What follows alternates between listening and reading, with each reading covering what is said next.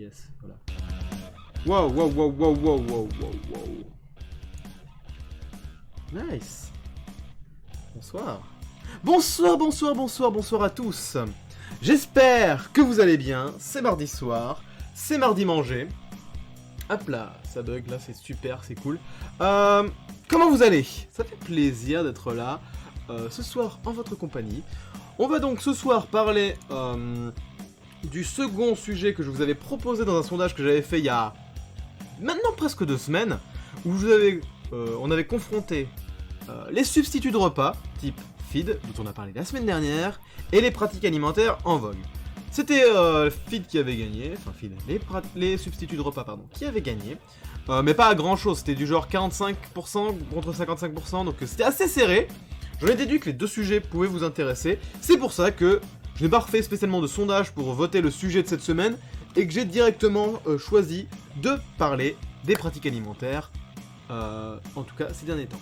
Est-ce que vous avez bien reçu la notification? Parce que moi je l'ai pas reçu de mon côté, si c'est bon, en fait j'ai reçu. Autant pour moi. Voilà. Donc, on va attendre comme d'habitude quelques instants que ceux qui veulent venir pour le live arrivent.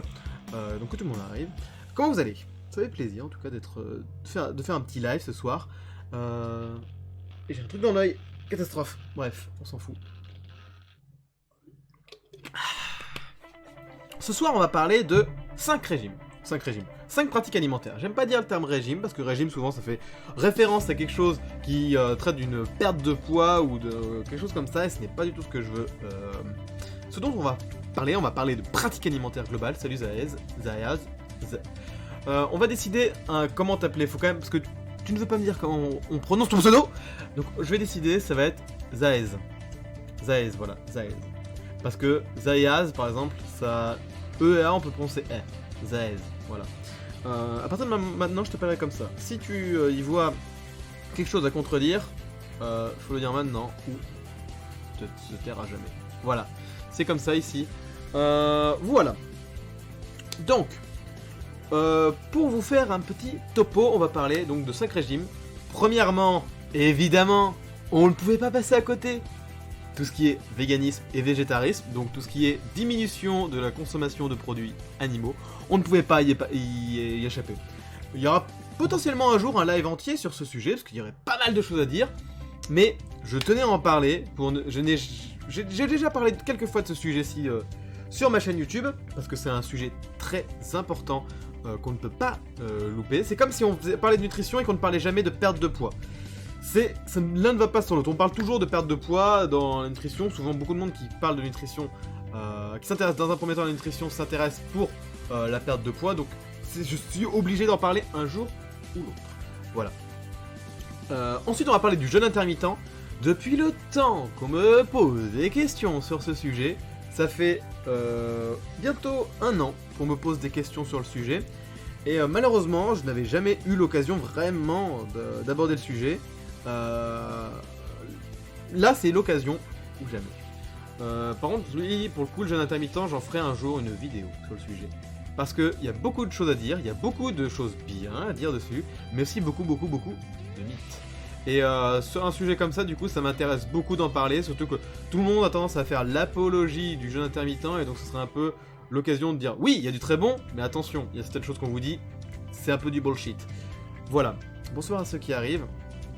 Ensuite, on va parler d'un... Alors, je ne connaissais pas le terme, mais je connaissais le principe du régime. Le régime DASH. D-A-S-H. Qui veut dire régime Dietary Approaches to Stop Hypertension. J'espère que vous appréciez mon accent anglais. Donc, c'est une diète dont le but est de limiter la pression artérielle dans l'objectif de préserver tout son système cardiovasculaire. C'est un régime qui est très intéressant pour toutes les personnes qui ont des problèmes cardiovasculaires ou qui ont des prédispositions. Si par exemple dans votre famille vous savez qu'il y en a, je vous parle de ce régime. Il est très simple à mettre en place, vraiment. Croyez pas que derrière ce nom barbare c'est quelque chose de compliqué, c'est vraiment quelque chose de simple. Ensuite on verra également le régime méditerranéen, régime assez connu, assez pratiqué dans le sud de la France, comme le nom l'indique, qui va faire un peu écho avec le régime DASH. Il y a beaucoup de points communs, mais il y a quand même quelques différences qui font que on peut en parler et que c'est intéressant d'en parler. Voilà. Petite seconde. Tac, je regarde juste un peu. Tac. Ensuite, on parlera, en dernier point, d'un régime. Là, vraiment un régime dont l'objectif, vraiment souvent, c'est de perdre du poids. C'est de la diète cétogène. Je tiens à parler de ce régime parce que, certes, il est reconnu comme étant efficace pour perdre du poids, mais attention, il n'est pas sans risque. C'est pour ça que je dois en parler. Pour chacun des régimes, je pourrais faire un live entier. Pour chacun, je pourrais faire une vidéo entière. Là, on va, malheureusement, comme dans chaque live finalement, l'idée c'est plus d'apporter des pistes de réflexion, d'apporter des idées qui vous permettent ensuite de faire la part des choses et de voir qu'est-ce qui pourrait être adapté pour vous. En tout cas, c'est le cas ici. Et à la fin, moi, je vous proposerai une méthode simple d'approche alimentaire intéressante, le rééquilibrage alimentaire tout simplement. Quels sont les points clés du rééquilibrage alimentaire? Comment faire? Ce n'est pas si compliqué de manger sainement et équilibré. Il suffit simplement de suivre quelques points et après, ça coule de source. Bon, après, connaître les points, c'est une chose, les mettre en pratique, c'est une autre. Donc là, ça va être l'occasion simplement de les évoquer. Et l'objectif serait que je vous fasse plus tard des vidéos pour vous expliquer comment concrètement mettre tout ça en place. Voilà. Voilà pour la petite introduction de tout ce dont on va parler ce soir. Tac. Ça me permet de faire quelques réglages en passant. Ouais, c'est un peu haut les réglages parfois. On a un setup vraiment qualitatif, hein, dis donc, un setup de professionnel. Est-ce que vous avez une préférence pour qu'on parle en premier, soit des régimes type de la réduction de produits animaux, soit du jeûne intermittent, soit du régime DASH pour préserver votre cœur, soit du régime méditerranéen qui lui aussi peut préserver votre cœur, qui est assez courant, soit de la diète cétogène. Est-ce que vous avez une préférence particulière pour un de ces régimes? Si vous n'avez pas de préférence particulière, je pense que le plus intéressant en premier serait de parler du régime, du véganisme et du végétarisme, parce que on m'a souvent posé la question qu'est-ce que j'en pensais sur le sujet, etc. etc. Et il y a des mythes à détruire là aussi sur le sujet, beaucoup de mythes. Donc voilà. Ouais, bon, un coup, j'ai extrêmement soif ce soir. Installez-vous confortablement. Nous allons commencer par parler donc du végétarisme et du véganisme. Donc, j'imagine que la plupart d'entre vous savent ce qu'est le végétarisme. Je regarde s'il n'y a pas de lag. Vous pouvez me dire s'il n'y a pas des lags ou des choses comme ça, ou si tout se passe bien. Si vous me dites rien, j'en considère que tout se passe bien, d'accord? Et pareil pour la musique, si elle n'est pas trop forte. J'en profite pour baisser un peu le son de la musique parce que je pense qu'elle est un petit peu trop forte parfois. Tac. Dites-moi pour ça, c'est toujours comme d'habitude, je compte sur vous, les infos de chat. Voilà, donc j'imagine que la plupart d'entre vous savent ce qu'est le végétarisme. Le végétarisme, ça consiste à supprimer les produits carnés, donc la viande. Après, on a les végétaliens, qui eux vont aller plus loin et qui vont supprimer tous les produits animaux. Après, entre deux, on a différents types de végétariens. Mais là, on va pas forcément rentrer dans tous les termes vocabulaires. Il y en a certains qui vont, par exemple, ne plus manger de viande et de poisson, d'autres qui vont quand même manger du poisson, d'autres qui vont manger plus de viande, de poisson et d'œufs, mais qui vont quand même consommer des produits laitiers. Il n'y a pas de catégorie, il n'y a pas de case. Chacun est libre de faire comme il veut, comme il l'entend. Donc on regroupe ça sous le terme généralement végétarisme ou véganisme, même si véganisme c'est plus un mode de vie, parce que finalement quelqu'un qui est végétalien et quelqu'un qui est vegan, ils ont la même alimentation, c'est-à-dire qu'ils suppriment tous les produits animaux. C'est juste que le vegan, il va aller plus loin, et il ne va pas consommer le moindre produit animal dans tout, en général. Donc dans ses produits cosmétiques, dans ses vêtements, etc., etc., son mode de vie, c'est vraiment de ne pas consommer de produits animaux. Je sais pas si vous avez un ordre d'idée du pourcentage de la population qui est vegan. Aux États-Unis, 2% de la population est vegan. Je n'ai pas trouvé tellement de chiffres dans le monde, c'est un peu difficile peut-être aussi à quantifier, mais aux États-Unis en tout cas, on évalue ça à 2% de la population. C'est quand même pas mal, je pense. On pourrait croire que ça pourrait être moins, mais 2% c'est quand même pas négligeable. Pour les végétariens, c'est 5%. ça fait quand même une part importante de la population, et c'est de plus en plus chaque année. C'est vraiment quelque chose qui est en croissance, tout ce qui est le végétarisme et le véganisme, parce que beaucoup de monde prend conscience que le modèle actuel, en consommant trop de produits animaux, n'est pas forcément viable. Par contre, c'est un régime qui, globalement, pour la santé, est intéressant. On a souvent tendance à penser, en tout cas quand il est bien maîtrisé, quand on a les connaissances nécessaires pour pouvoir le mettre en place correctement. Pas plus tard que ce midi, on m'a dit, par exemple, avec tous les problèmes de santé qu'on sait que génère le fait d'être vegan, je comprends pas qu'il y en ait encore autant. On m'a dit ça aujourd'hui. Alors certes, il peut y avoir des problèmes de santé, mais si vous maîtrisez votre régime, si vous savez comment remplacer les nutriments que devrait vous apporter la viande, vous savez comment les trouver ailleurs, il n'y a aucun problème. Mais il faut un minimum de connaissances, et c'est ça un grand problème de notre époque, c'est que beaucoup de monde veut consommer, enfin beaucoup de monde, en tout cas dans mon entourage, je le remarque, veut consommer moins de viande, mais ne va pas remplacer cette source de protéines qui supprime par une autre source de protéines et une autre source de vitamine B12. La vitamine B12, elle est essentielle. Vous devez en apporter à votre organisme. Et elle est essentielle à plein de choses. Malheureusement, on la trouve que dans surtout en tout cas, dans les produits animaux. Dans les viandes, les œufs, les poissons, etc. Donc quand vous êtes vegan ou végétarien, donc vous pouvez la trouver ailleurs. Mais quand vous êtes vegan ou végétalien, vous devez vous supplémenter en vitamine B12. Prendre des compléments alimentaires de vitamine B12. Parce que les vitamines B12, elle est essentielle à la croissance, à la division cellulaire et à l'équilibre du système nerveux. Donc à la division cellulaire, ça veut dire que sans vitamine B12, vos cellules ne peuvent plus se diviser. Donc en gros, vous ne pouvez plus régénérer vos tissus, etc. C'est dramatique. Les carences de vitamine B12 peuvent être graves. Et elle permet également la vitamine B12 à tout ce qui concerne la synthèse de l'ADN et de tout ce qui s'y rapporte. Donc c'est essentiel à la croissance. Si vous n'avez pas de vitamine B12, ça peut être grave. Mais voilà, il y a des solutions, notamment des compléments alimentaires de vitamine B12. Alors on pourrait dire, oui mais du coup, ces compléments de vitamine B12, ils viennent bien de produits animaux, donc finalement on peut pas être vegan à 100%. Non. La vitamine B12 qu'on trouve dans les compléments alimentaires, elles ont été synthétisées par des bactéries, ou par des levures, enfin bref, par des micro-organismes. Et du coup, il n'y a pas de problème, pour tous ceux qui sont véganes, ils peuvent en prendre sans aucun problème, et ils doivent même en prendre.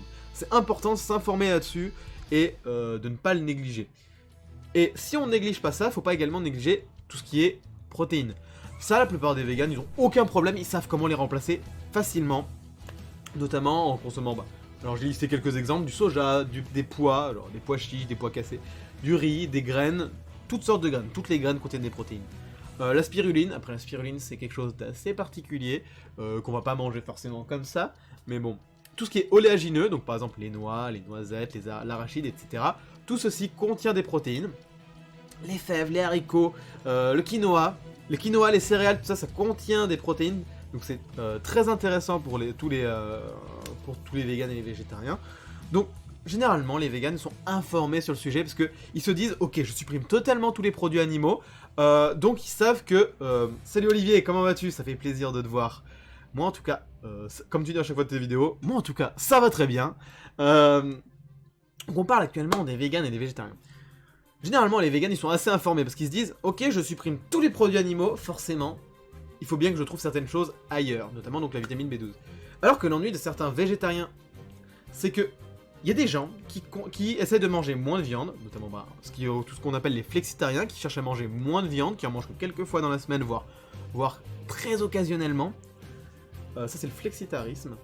Et alors c'est possible, mais remplacer la viande par autre chose. On peut pas l'enlever complètement. Il faut remplacer par d'autres sources de protéines, parce que vous en avez besoin de protéines, ne l'oubliez pas. Et j'ai eu pas plus tard que la semaine dernière une discussion avec quelqu'un qui me disait ah bah moi depuis que j'ai vu des images d'un abattoir, je mange beaucoup moins de viande, ça m'a choqué. Avant je me voilais un peu la face sur tout ça, et c'est vrai que là d'en avoir pris conscience, ça m'a fait un choc, et je me suis dit ok, je veux pas participer à ça, donc je mange beaucoup moins de viande. Très bien, tu as le droit. Et du coup je lui ai demandé, mais du coup par quoi tu remplaces la viande? Qu'est-ce que tu manges en plus? Et là la personne m'a répondu bah je mange plus de légumes. Ça marche pas. Les légumes ne contiennent pas de protéines, en tout cas des quantités trop négligeables. Une portion de viande ça contient quand même une quantité de protéines non négligeable dont vous avez besoin. Et je lui dis mais tu manges pas de fèves, de soja, de pois, n'importe quoi pour compléter, pour avoir plus de protéines. Il m'a dit non. Salut Croquevie, comment vas-tu? Ça fait plaisir de te voir. Ça fait plaisir de vous voir arriver. J'espère que vous allez bien en tout cas. J'ai commencé par parler de tout ce qui est régime vegan et végétarien. Donc vous avez raté une petite partie de ça. Je referai peut-être une petite synthèse à la fin. Voilà. Donc ça, faut jamais l'oublier. Si vous voulez mettre en place, si vous voulez manger moins de viande, vous pouvez. Mais n'oubliez pas quand même de remplacer les protéines par autre chose. Enfin, remplacer la viande par d'autres sources de protéines. Globalement, dans notre alimentation, c'est pas difficile de trouver des protéines. Faut juste faut juste ne pas les oublier. Salut, que penses-tu du clenbutérol? Alors le clenbutérol, c'est pas trop le sujet pour le moment. Le clenbutérol, je pourrais vous en parler une autre fois, mais là, c'est pas trop le sujet. Je vérifie que je confonds pas avec autre chose, le clenbutérol, parce que ça me rappelle un autre produit qui n'a rien à voir, donc je voudrais... Clenbutérol, il me semble que c'est des produits dopants, mais alors c'est un produit anticatabolisant, c'est ce qui me semblait. Tout ce qui est produit type dopage. Alors, je peux donner mon avis vite fait sur tout ce qui est dopage. Merci pour ton follow, Laza92. Bienvenue à toi. J'espère que le live te plaît et que le live qui va arriver là va te plaire. Bonsoir qui regarde. Claire Alice, salut, comment vous allez? Ça fait plaisir de vous voir aussi. J'ai vu des vidéos sur les abattoirs, mais j'avoue que j'aime la viande, j'essaie de pas en manger en excès. Ben, c'est aussi un choix. Chacun après fait un peu comme il l'entend. Je suis pas du tout là pour dire quoi que ce soit, moi-même je suis pas végétarien ni vegan ni quoi que ce soit. Ce qui concerne donc, vite fait je réponds à ta question, Laza92, le clenbutérol. Alors, si je me trompe pas, j'ai pris 25 kilos suite à une séparation sans vraiment m'en rendre compte, mais un an après m'être voilé la face, je me rends bien compte de la prise de poids. Ah, bah ça, oui, ça a quelque chose qui arrive, bah, quand on a un événement marquant ou quand on a, bah, je sais pas, par exemple, quand on arrête de fumer ou des choses comme ça, de prendre du poids, c'est quelque chose qui arrive régulièrement. L'important, c'est d'en avoir conscience, comme tu le dis si bien, et d'agir pour ça. Ce n'est pas une fatalité, tu peux tout à fait perdre ce poids si tu le souhaites. Après, il faut que ce soit ta volonté. Personne ne doit te dire, tu dois perdre du poids, n'importe... Personne, ça doit être ta volonté. Et si tu le souhaites, ce n'est pas si compliqué. Quand on a un minimum, quand on comprend comment ça fonctionne, ce n'est pas si compliqué de perdre du poids. Il faut juste avoir les connaissances, d'une part, et de la volonté. Il faut juste ces deux choses. Et après, tout est possible. En ce qui concerne, donc, je vais vite fait pour le clenbutérol, bah du coup, tout ce qui est produit type produit de dopage, j'ai confondu au début avec quelque chose, je n'en parlerai pas forcément, mais en tant que pratiquant de musculation, je connais des gens qui, je pense, consomment certains produits anabolisants, parce que parfois on peut distinguer, il y a certains éléments qui trompent pas, et on va dire que les personnes qui en prennent en tant qu'amateurs, je ne comprends pas l'intérêt de se flinguer potentiellement la santé, enfin potentiellement, de se flinguer tout court la santé, juste pour un souci esthétique. Alors qu'en plus, entre nous, quand c'est une montagne de muscles énorme, ça n'est même plus esthétique, ça devient un peu étrange parfois. J'ai l'impression que la caméra a quelques petits soucis, j'en suis désolé, je ne sais pas ce qui se passe. Après, ceux qui prennent ça en compétition, bah après c'est vrai que c'est leur métier, et bah ils connaissent les risques du métier, et s'ils se sentent obligés de prendre ça, et bah après, ça doit être leur volonté, mais après, bah là c'est leur choix à eux. Mais tout ce qui est produit dopage, vraiment, ne tombez jamais là-dedans. Jamais. Fuyez ça comme la peste. Ou alors, regardez les effets secondaires que ça va vous provoquer, parce qu'il y en a une liste longue comme le bras, ça va directement vous dire ce n'est pas pour moi. Non, clairement, vous flinguez pas la santé avec ça. Mec, en ce moment, mon déjeuner, c'est verre, jus multifruits, biscuit Belvita, banane, compote. T'en penses quoi? Alors, tu as une bonne élocution, c'est agréable de t'écouter. Bah, merci beaucoup. J'ai beaucoup travaillé là-dessus parce qu'à la base, je suis un mauvais communicant. Mais ça fait maintenant 1 an et demi que je fais des vidéos et que j'ai beaucoup appris sur le sujet pour mieux communiquer. Et ça m'a beaucoup aidé, en tout cas, dans la vie, pour mieux parler. Et ça me fait plaisir que tu me le dises. En tout cas, merci à toi. Donc, Olivier, pour ton... Alors, on va continuer sur le sujet, mais j'en profite pour répondre à vos questions, parce que je le rappelle, si on est en live, c'est avant tout pour répondre à vos questions. Parce que certes j'aborde un sujet, mais le but d'un live c'est que vous êtes là. Vous pouvez me poser toutes les questions que vous voulez et je peux vous répondre en direct. Vous n'avez pas à m'envoyer un message et que je vous réponds au bout d'une journée ou deux parce que je suis un peu occupé, etc. Je peux vous répondre directement. Donc Olivier, je vais te répondre. J'en profite également pour vous dire avant, n'hésitez pas à follow la chaîne si le live vous plaît, ça m'apporte un énorme soutien, ça vous permet également de ne pas louper les prochains lives. On l'appelle Jean-Michel Élocution dans le milieu. Personne ne m'appelle comme ça.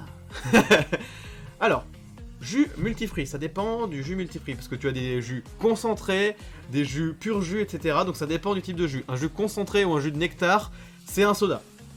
Il n'y a plus de vitamines dedans.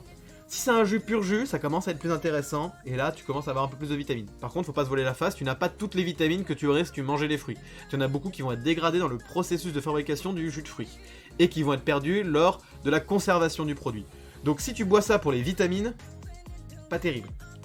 Vaudrait mieux manger les fruits tels quels.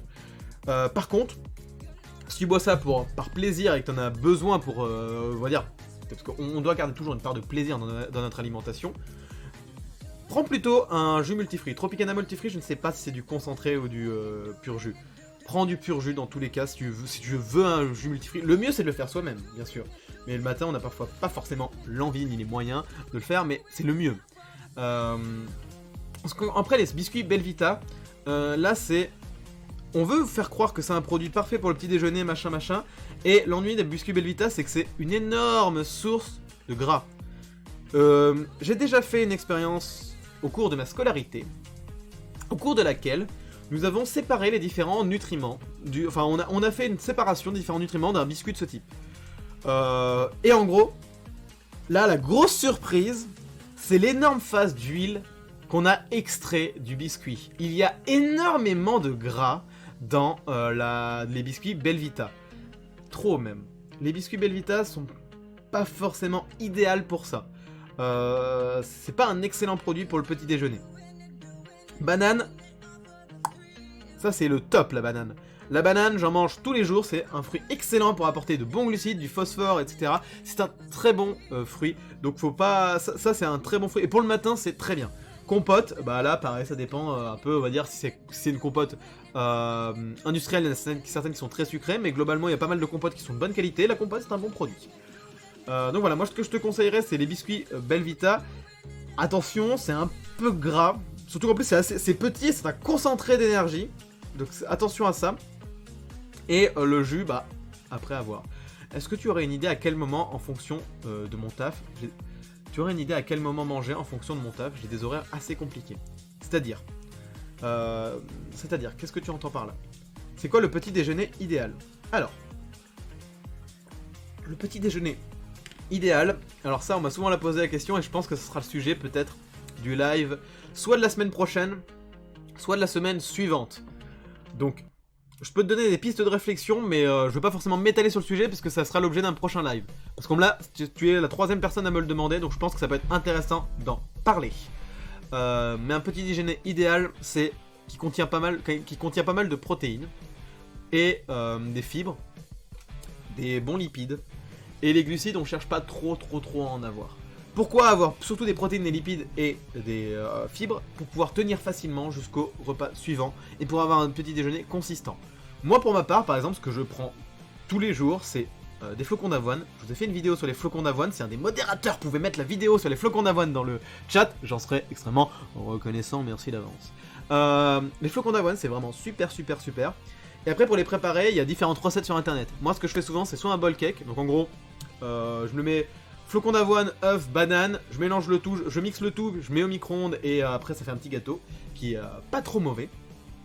Et c'est bien les flocons d'avoine parce que c'est une bonne source de protéines, une bonne source de lipides, des glucides à index glycémique faible, donc ils vont pas, vous n'allez pas avoir une grosse fringale après dans la matinée. Et c'est un produit donc extrêmement intéressant à prendre le matin. La banane également va permettre de compléter un peu le tout, et les œufs permettent d'apporter une bonne source de protéines pour compléter le tout. Voilà.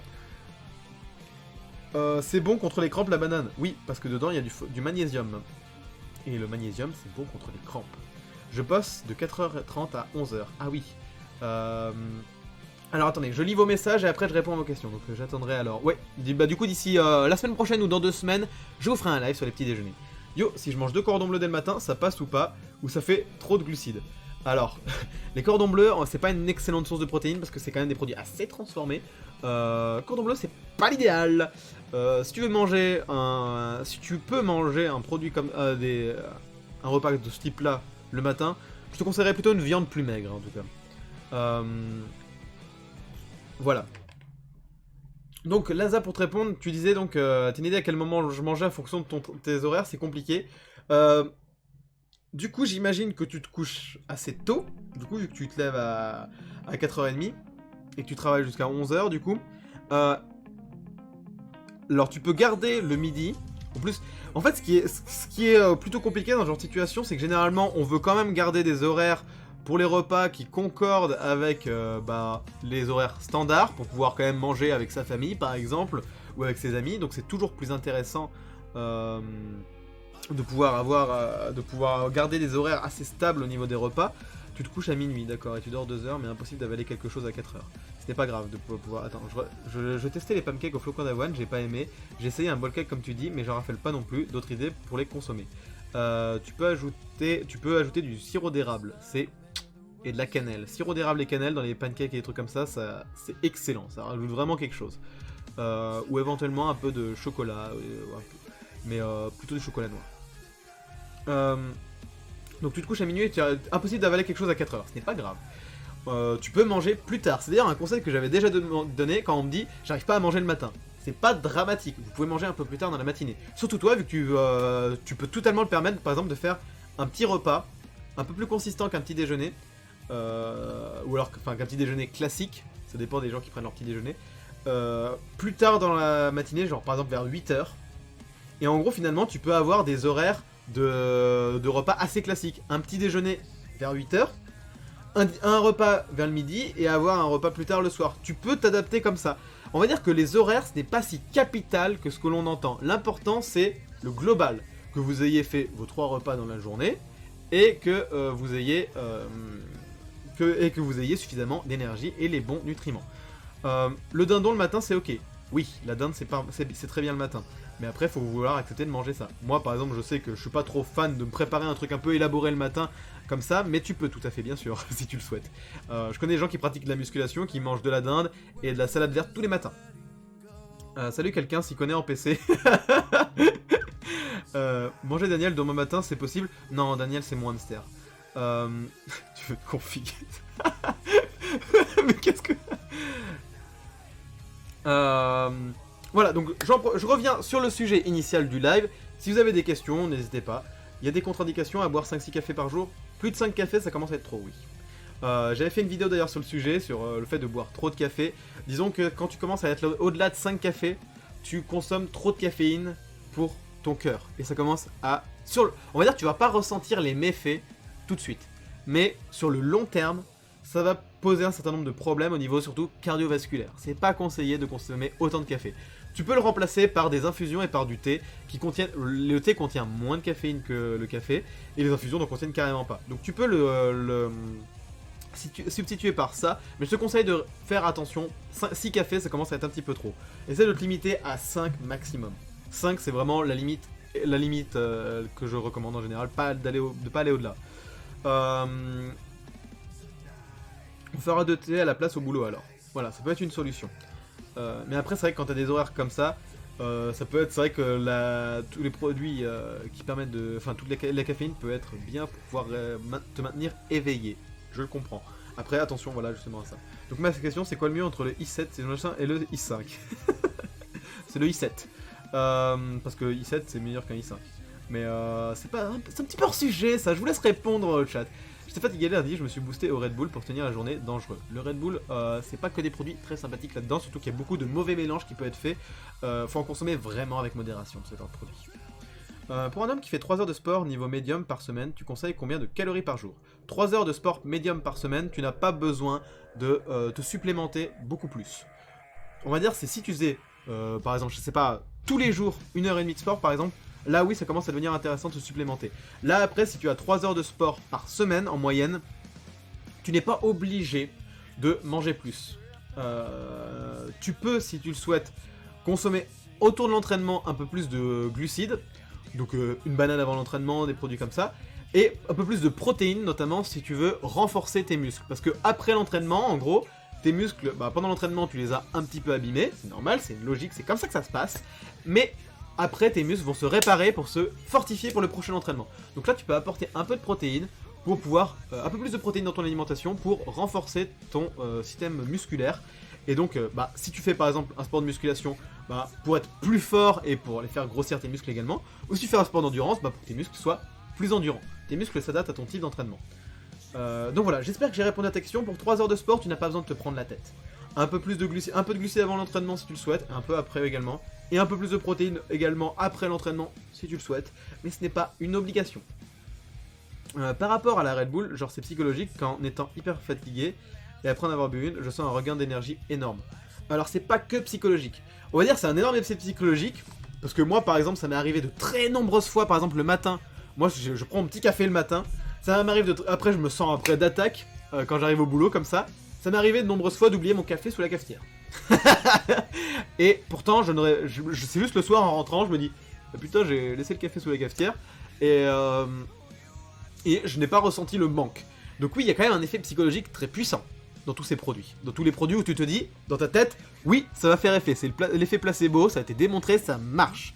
Mais après, oui, dans la Red Bull, il y a des molécules, notamment, il y a des molécules qui vont, oui, te permettre de te maintenir éveillé, d'augmenter ta concentration.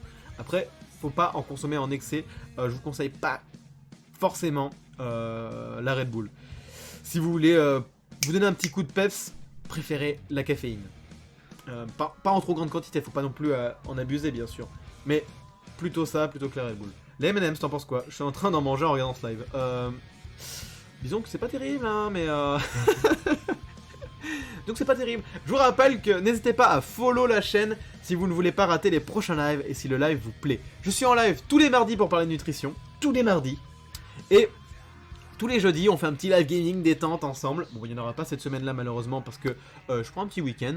Je préfère vous prévenir. Mais voilà, on est en live 2 fois par semaine, le mardi et le jeudi, avec des petits lives random qui arrivent parfois. C'est pour ça que c'est important de suivre la chaîne pour ne pas les louper. Il y a par exemple un petit live random ce dimanche soir, qui était vraiment fort agréable. En vrai, le véganisme, c'est vraiment bon pour le corps, c'est par surcoté. Et bah justement, j'étais en train d'en parler, et je peux refaire une petite synthèse. Désolé pour le temps, j'ai pris contre-temps, il n'y a pas de souci qui regarde, merci pour les vidéos. Donc voilà, si vous voulez, j'avais fait une vidéo il y a longtemps, où j'ai un petit peu changé depuis, sur les flocons d'avoine et sur les méfaits du café quand vous en consommez trop. Bon, je vous laisse, merci encore, à la prochaine. Au plaisir de te revoir, Laza, merci à toi d'être passé. Donc en ce qui concerne les régimes vegan, alors comme je vous disais, on a souvent le cliché que c'est qu'il y a du mauvais pour la santé, mais souvent c'est parce que beaucoup de végétariens notamment sont mal informés. Ils se disent je peux supprimer la viande sans la remplacer par rien, alors qu'ils font fausse route. Dans les produits animaux, vous trouvez bien sûr des protéines, ça c'est assez connu, mais elles peuvent facilement être remplacées par plein de produits végétaux. Comme j'avais fait une petite liste, le soja, les pois comme les pois chiches, le riz, la spiruline, bon c'est une algue, on ne consomme pas forcément au quotidien, mais c'est consommé par certains végans. Les oléagineux, tout ce qui est noix, noisettes, arachides, etc. Les fèves, là vous en avez tout un tas également. Certains haricots, les haricots blancs par exemple. Le quinoa c'est une bonne source de... une très très bonne source de protéines. Et toutes les céréales en tout genre, il y en a toujours. Donc il y a plein de sources de protéines. Ça ce n'est pas un problème tant que vous voulez consommer ces sources de protéines. Donc voilà, on peut pas supprimer la viande et la remplacer par rien. Et deuxième point, c'est tout ce qui concerne la vitamine B12. Vous en avez peut-être déjà entendu parler, c'est une vitamine qui est essentielle à l'organisme. Elle est essentielle à la croissance cellulaire, à la division cellulaire et pour synthétiser l'ADN. Donc si vous en avez pas, vous imaginez bien que si vous ne pouvez plus synthétiser votre propre ADN, vos cellules ne peuvent plus se régénérer et donc vous êtes quelque peu dans la merde. Voilà. La tomate c'est protéiné. Non, les légumes ne contiennent pas de protéines. Les légumineuses contiennent des protéines, mais les légumes ils en contiennent vraiment des quantités négligeables. Donc la tomate, non. La tomate en gros c'est pratiquement que de l'eau. C'est très très négligeable niveau calories. Vraiment. Tous les légumes, les carottes, n'importe quoi. Enfin tout ça, ça ne contient pas de protéines. Si vous voulez des protéines, je vous ai fait une petite liste, voilà. Toutes les céréales en contiennent. Le riz, le quinoa, parce que le riz et le quinoa n'est pas une céréale. toutes les graines, tous les oléagineux, etc. T'adores les tomates, y a pas de problème. Tu peux en manger du coup en quantité parce que ça, niveau calories, t'inquiète, ça ne va pas avoir tellement d'impact. En salade, c'est pas mal. Ah bah les tomates, ouais, ça c'est plutôt pas mal, je le reconnais. Donc voilà, et donc la vitamine B12, c'est essentiel, notamment quand on est vegan, de se supplémenter pour l'apporter, parce que vous ne la trouvez nulle part. Enfin, en tout cas dans des quantités beaucoup trop négligeables dans votre alimentation. Parce qu'on la trouve surtout dans les produits animaux. Et comme elle est essentielle pour plein de choses, si vous en apportez pas, on peut dire que votre organisme va bien mal se porter. Et donc il faut prendre des compléments alimentaires généralement quand on est vegan, quand on a pour se supplémenter en vitamine B12. Mais ça, généralement, les vegans sont assez au courant là-dessus. Le plus ennuyeux, c'est plutôt ceux qui sont végétariens ou flexitariens, c'est-à-dire qui diminuent leur consommation de viande. Eux, généralement, ils vont simplement se dire je mange moins de viande sans trop s'informer. Et là, il peut y avoir des carences. Faut simplement s'informer un minimum et après, il n'y a aucun problème. Voilà, donc, si je devais donner les avantages d'un régime végétarien ou un régime vegan, c'est que généralement, quand quelqu'un souhaite devenir vegan ou végétarien, il va naturellement manger plus de légumes et manger plus varié. Généralement, on a donc une alimentation plus saine et plus équilibrée, contrairement à ce qu'on pourrait croire. Et ça a été démontré. Et l'avantage, c'est qu'il y a notamment davantage de fruits et légumes, donc plus de micronutriments, donc vitamines, minéraux, etc. Juste attention à la vitamine B12, par exemple. Ensuite, souvent, ça s'accompagne d'une perte de poids, parce que tous les produits animaux, notamment les viandes rouges, par exemple, contiennent pas mal de graisses saturées qui peuvent favoriser la prise de poids. Également, dans un régime vegan ou végétarien, on consomme plus de fibres, qui elles, pareil, sont intéressantes pour diminuer la consommation calorique d'un repas. Donc, ça s'accompagne très souvent, un régime végétarien ou vegan, d'une perte de poids. Et également une diminution du mauvais cholestérol, parce que la plupart du cholestérol, on le trouve dans les produits animaux. Donc forcément, on va avoir une diminution du mauvais cholestérol. Et qui dit diminution du mauvais cholestérol, dit diminution du risque de maladies cardiovasculaires. Et de certains cancers. Donc j'ai quelques chiffres, notamment le risque de cancer est réduit en moyenne de 8% pour les végétariens, et tout de même de 15% pour les véganes. Donc c'est pas négligeable du tout. À condition, bien sûr, que ce soit des régimes bien équilibrés chez des personnes bien informées.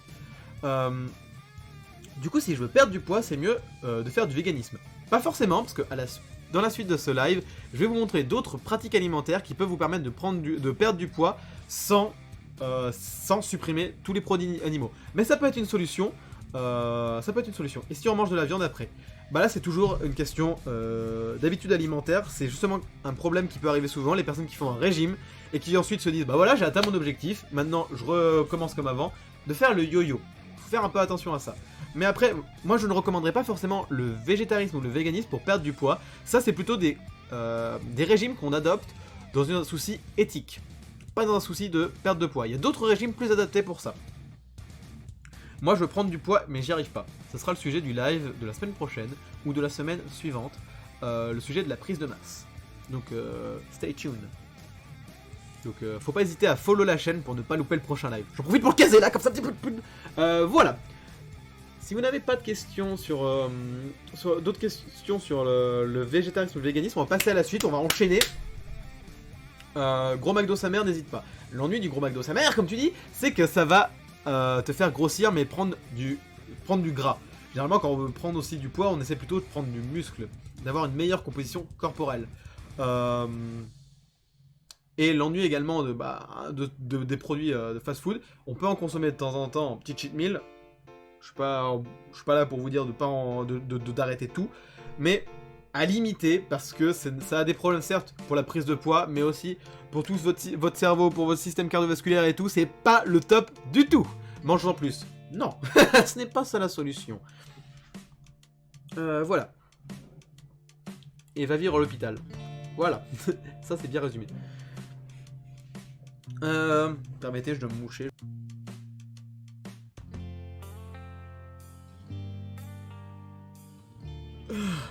Alors, deuxième pratique alimentaire dont j'aimerais vous parler et sur lequel on m'a posé beaucoup de questions et donc je vais enfin en parler, c'est le jeûne intermittent.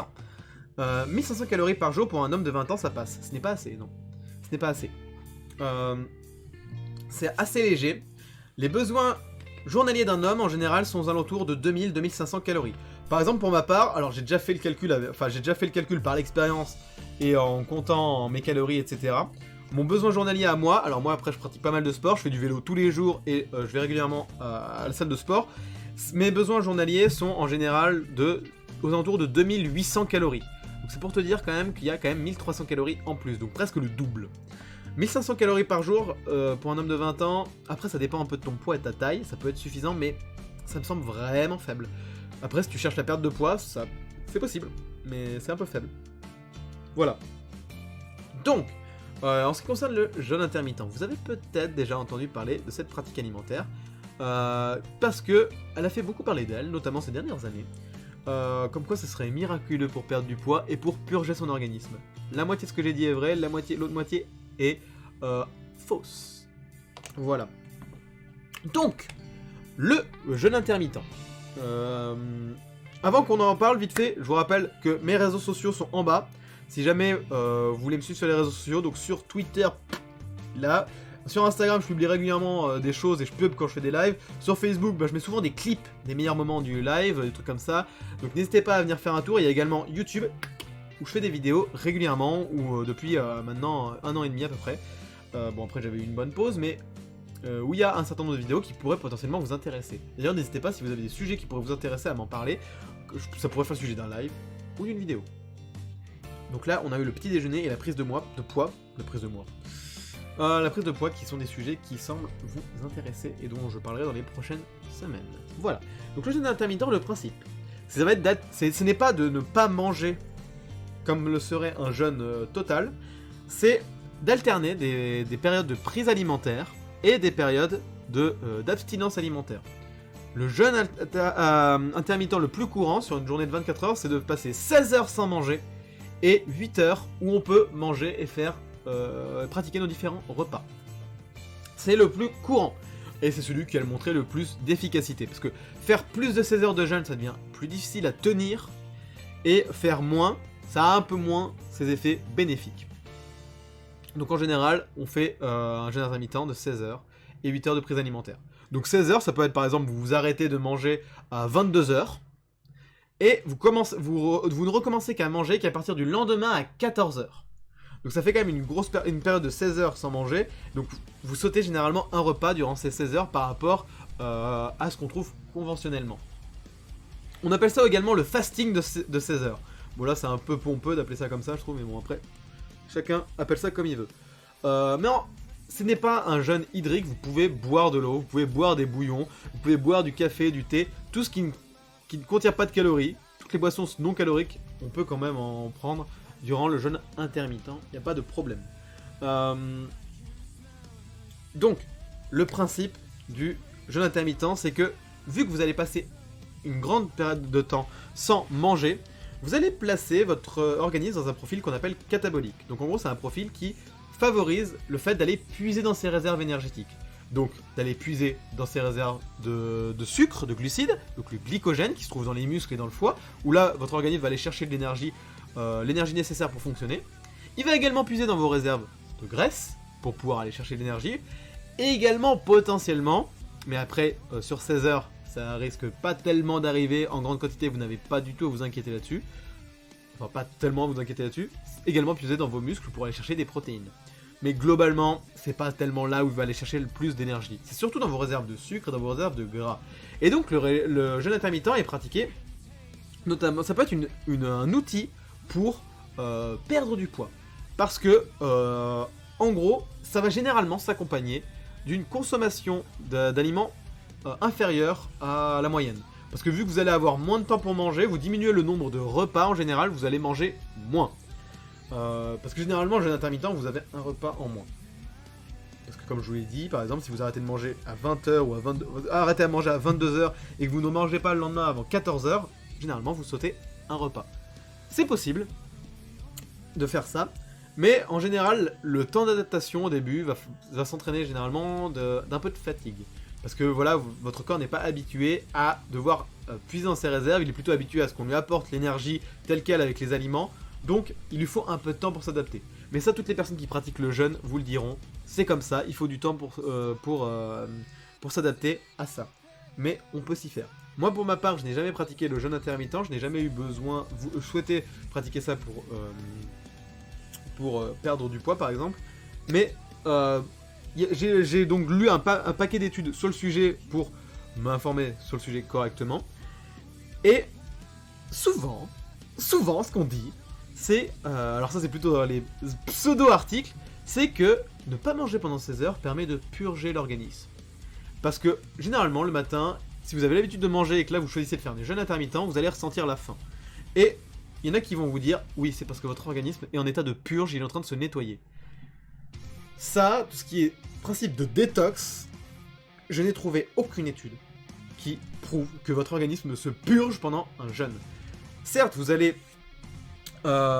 apporter moins d'énergie, donc potentiellement moins de toxines, etc. Donc certes, ça peut faire une sorte de purge alimentaire si on souhaite, mais votre organisme va pas nettoyer ses intestins quand vous mangez pas. Enfin, ça se passe pas exactement comme ça. Il n'y a pas des petits bonshommes qui arrivent avec des petits balais pour nettoyer votre intestin quand il y a rien dedans. Ça se passe pas comme ça la vie. Donc, comme je vous l'ai dit au début, généralement, jeûne intermittent, on conseille ça pour perdre du poids et pour nettoyer son organisme. La moitié est vrai, la moitié est faux. Pour perdre du poids, ça peut être une solution parce que ça permet de manger moins. Et pour nettoyer l'organisme, je ne suis désolé, mais alors pas du tout convaincu. Il n'y a aucune donnée scientifique sur le sujet. Et donc je ne peux pas vous dire que oui, ça va nettoyer votre organisme jusqu'à preuve du contraire. Après, pourquoi généralement le jeûne intermittent est autour de la nuit? C'est parce qu'il va être plutôt en général, il est cadré autour des sécrétions hormonales de l'organisme. Votre organisme sécrète certaines hormones la nuit, sécrète d'autres hormones le jour. Il y a un certain cycle, une certaine logique derrière l'organisme. Et donc, pratiquer le jeûne intermittent permet de mieux se cadrer autour de ces sécrétions hormonales.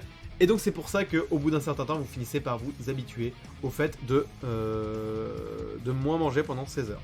Mec, quand je t'écoute parler avec l'élocution que t'as, les podcasts audio, ça serait parfait.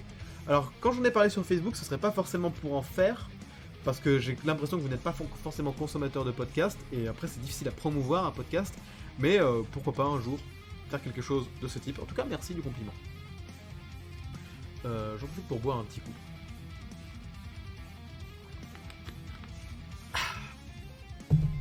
Donc, les bénéfices du jeûne intermittent, c'est que généralement vous allez pouvoir consommer moins d'aliments, parce que vous avez une période alimentaire plus réduite, donc potentiellement perdre du poids, si c'est ce que vous souhaitez. Ça va permettre de réduire votre concentration basale en insuline, donc ça permet de réduire le risque d'avoir un diabète de type 2, donc le diabète qu'on peut avoir avec l'âge. Par contre, d'ailleurs, le jeûne intermittent est déconseillé plutôt aux personnes diabétiques. Parce que les personnes diabétiques doivent quand même apporter du sucre régulièrement à leur organisme, parce qu'ils ne sécrètent pas correctement les hormones qui permettent de réguler correctement la concentration en sucre dans leur organisme. Donc ils ont besoin d'avoir des prises régulières de glucides. Et donc forcément, le jeûne intermittent n'est pas l'idéal pour eux. Mais pour prévenir de cette maladie, en tout cas, si vous n'êtes pas diabétique, ça peut être une bonne idée, en tout cas s'il y a des prédispositions dans votre famille par exemple. Donc voilà, ça permet une meilleure gestion du poids, mais tout ce qui est système de purge, désolé, mais ce n'est pas prouvé. Donc jusqu'à preuve du contraire, je ne crois pas à ces choses. Voilà, est-ce que vous avez des questions concernant le jeûne intermittent ou concernant le végétarisme et le véganisme, puisqu'on en a parlé un peu auparavant? Si vous avez des questions, c'est vraiment le moment. Il faut profiter justement qu'on est en live, qu'on est ensemble, pour poser vos questions. C'est fait pour ça, les lives. N'hésitez pas. Profitez-en d'ailleurs pour follow la chaîne. Juste là-haut, ça doit être par là le bouton. C'est gratuit et ça vous permet d'être au courant quand je lance un live. Sinon je suis en live tous les mardis et tous les jeudis. Le mardi je vous parle de nutrition, le jeudi c'est chill, détente, jeux vidéo. Voilà. Bon, pas ce jeudi là, pas dans 2 jours parce que c'est l'ascension et je prends un petit week-end, voilà. Je l'ai prouvé moi. Qu'est-ce que tu as prouvé? Ah, la purge? Ah bah je serais très curieux de voir ça alors. Tu purges ton organisme. Intéressant. Si vous n'avez... D'ailleurs, je tiens à dire, il y en a certains qui croient que pour ce qui est du jeûne intermittent, ça peut provoquer... Il y a certains méfaits. Il n'y a aucun méfait vraiment avéré qui ont été prouvés. Mais c'est encore quelque chose qui est très en cours de recherche. C'est un sujet qui est très en vogue, en tout cas dans la communauté scientifique. Il y a beaucoup d'articles qui sont publiés régulièrement dessus. Pour l'instant, on n'a pas prouvé de méfaits. mais il se pourrait que par la suite, la science évolue. C'est comme ça que la science fonctionne.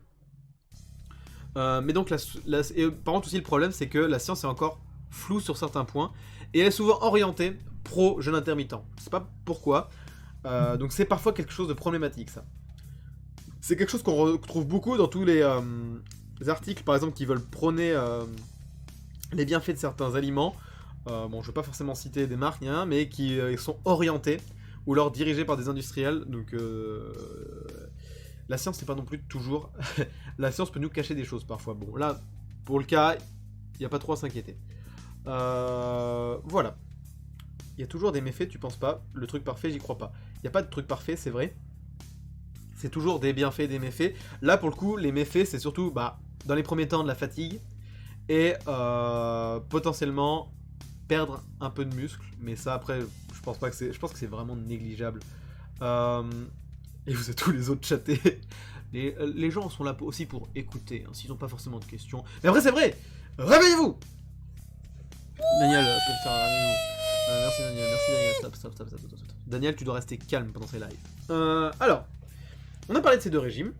Maintenant, on va parler d'un autre régime que vous ne connaissez peut-être pas, parce que c'était pas forcément un régime dont on entend beaucoup parler. C'est le régime DASH. D-A-S-H. Régime DASH. Comme double dash, comme le fameux jeu vidéo sur GameCube. DASH, ça veut dire Dietary Approaches to Stop Hypertension. Yes. En gros, c'est un régime dont l'objectif est de faire en sorte de limiter l'hypertension et donc de préserver son système cardiovasculaire. C'est un régime qui peut être très intéressant pour les personnes plus âgées qui ont des problèmes cardiaques et qui veulent préserver leur cœur, ou pour les personnes qui ont des antécédents dans leur famille de problèmes cardiaques et qui donc veulent éviter ça. C'est un régime qui est facile à mettre en place et qui ne présente pas d'inconvénients. On parlait de méfaits tout à l'heure, Olivier, tu disais tout n'a pas des méfaits. Pour le coup, le régime DASH, en tout cas, je n'en vois aucun. Tout ce qu'il propose, c'est que du positif. Le principe, ça va être d'augmenter, de réduire sa consommation de graisses saturées. Il y a deux types de graisses, pour faire simple, les graisses saturées et les graisses insaturées.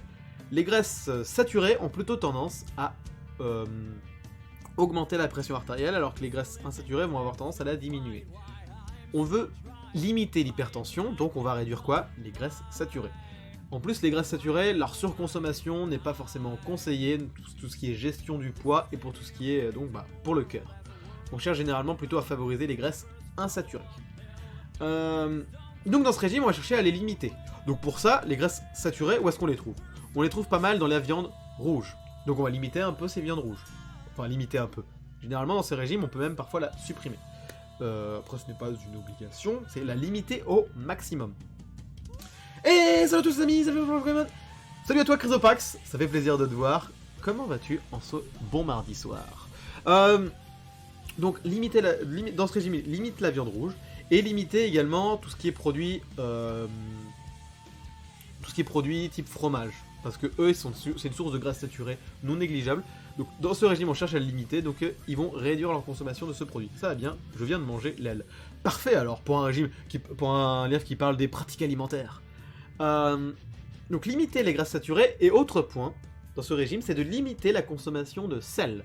Parce que trop de sel, c'est dangereux pour l'équilibre du système cardiovasculaire.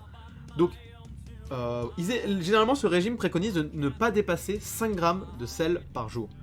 C'est pas si compliqué de réduire sa consommation de sel, faut s'y habituer petit à petit. Et éviter tous les plats industriels qui sont généralement d'énormes sources de sel. Donc préférez cuisiner soi-même et limiter, ne pas ajouter trop de sel. Ce n'est pas si compliqué ainsi de ne pas consommer trop. Donc c'est les deux principes de ce régime. Moins de graisse saturée, moins de sel, et donc mieux préserver son cœur. Après il y a tout un tas d'autres choses qui s'accompagnent, notamment le fait de consommer plus de céréales complètes et de limiter les céréales blanches.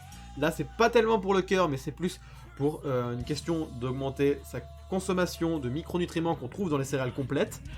Et donc tous ces micronutriments, toutes ces vitamines et ces minéraux qui participent à l'équilibre du système cardiovasculaire et donc qui là aussi aident le cœur.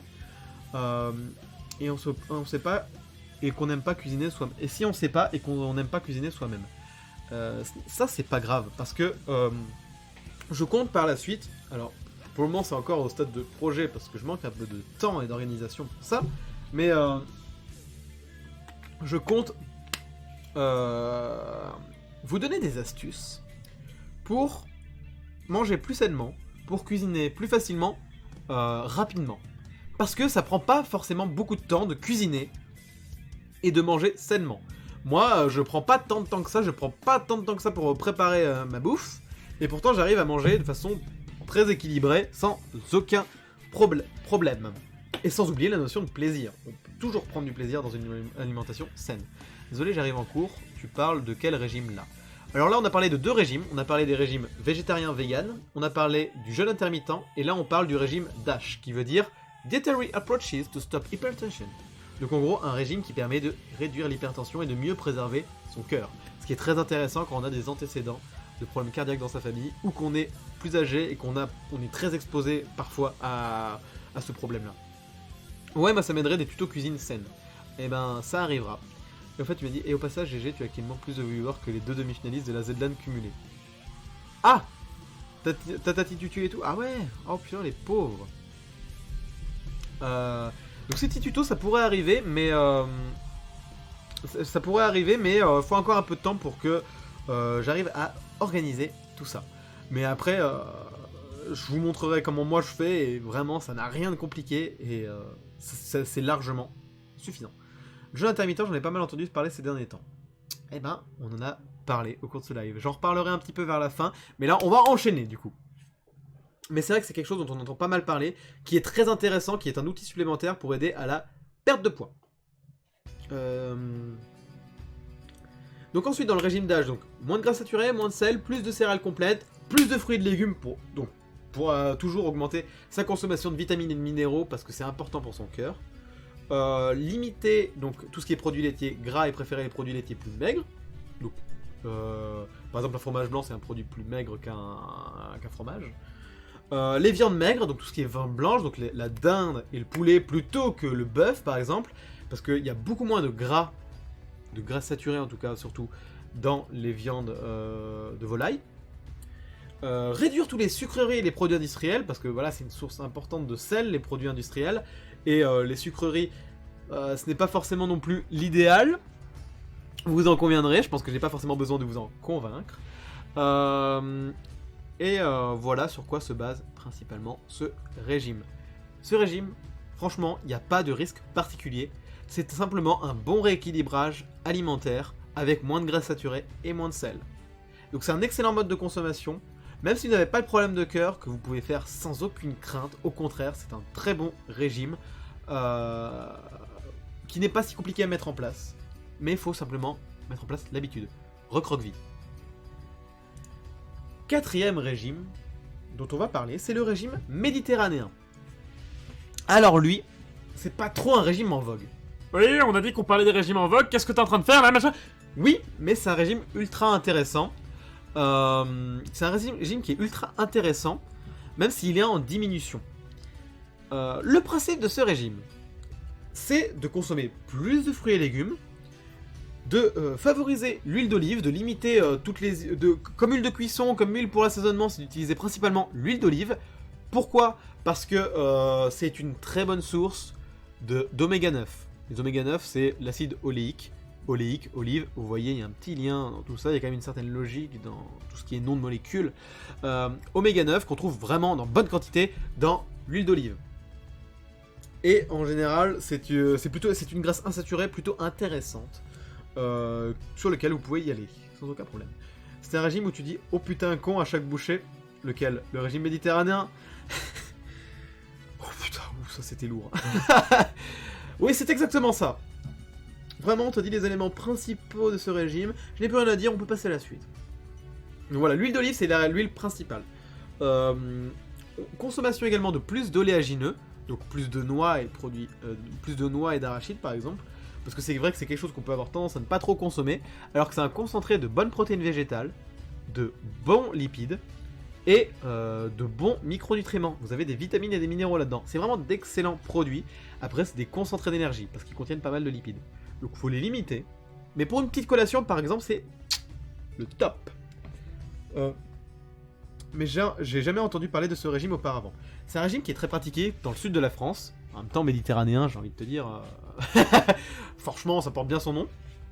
Disons que on a tendance, dans les études épidémiologiques, donc les études épidémiologiques, pour tout ce qui concerne la nutrition, de séparer la France un peu en deux parties. Plutôt en trois parties en vrai, mais bon. Une partie, le nord de la France, où c'est plutôt consommation de pas mal de graisses saturées. Ça fait un peu cliché, mais quand on regarde les chiffres, c'est vrai malheureusement.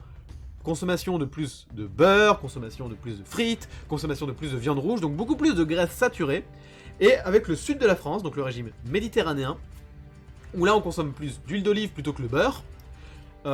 Certains qui viennent du sud pourraient le confirmer, généralement on cuisine plus à l'huile qu'au beurre, généralement dans le sud. Donc préférez l'huile d'olive, consommer plus de légumes et consommer plus de poissons. En même temps, dans le centre de la France, on n'a pas trop de mer, donc consommer plus de poissons, c'est pas forcément facile. C'est pas forcément dans la culture également. Mais le régime méditerranéen, c'est consommation également de plus de poissons. Donc en général, dans le régime méditerranéen, on va favoriser donc la consommation de bonnes graisses, des graisses insaturées. Donc avec l'huile d'olive, avec les oléagineux et avec le poisson. Tu penses pas que le climat peut y jouer? Pourquoi pour le choix du régime? En soi, non, c'est plus des pratiques culturelles, ça. C'est plus une question de culture. Mais aujourd'hui, ça tend un peu à changer. Même si après, il y a quand même... On le voit bien toujours dans les études épidémiologiques de ces dernières années. Il y a quand même toujours une séparation nette entre le nord de la France et le sud de la France avec ce type de pratiques alimentaires. C'est pas tellement une question de climat.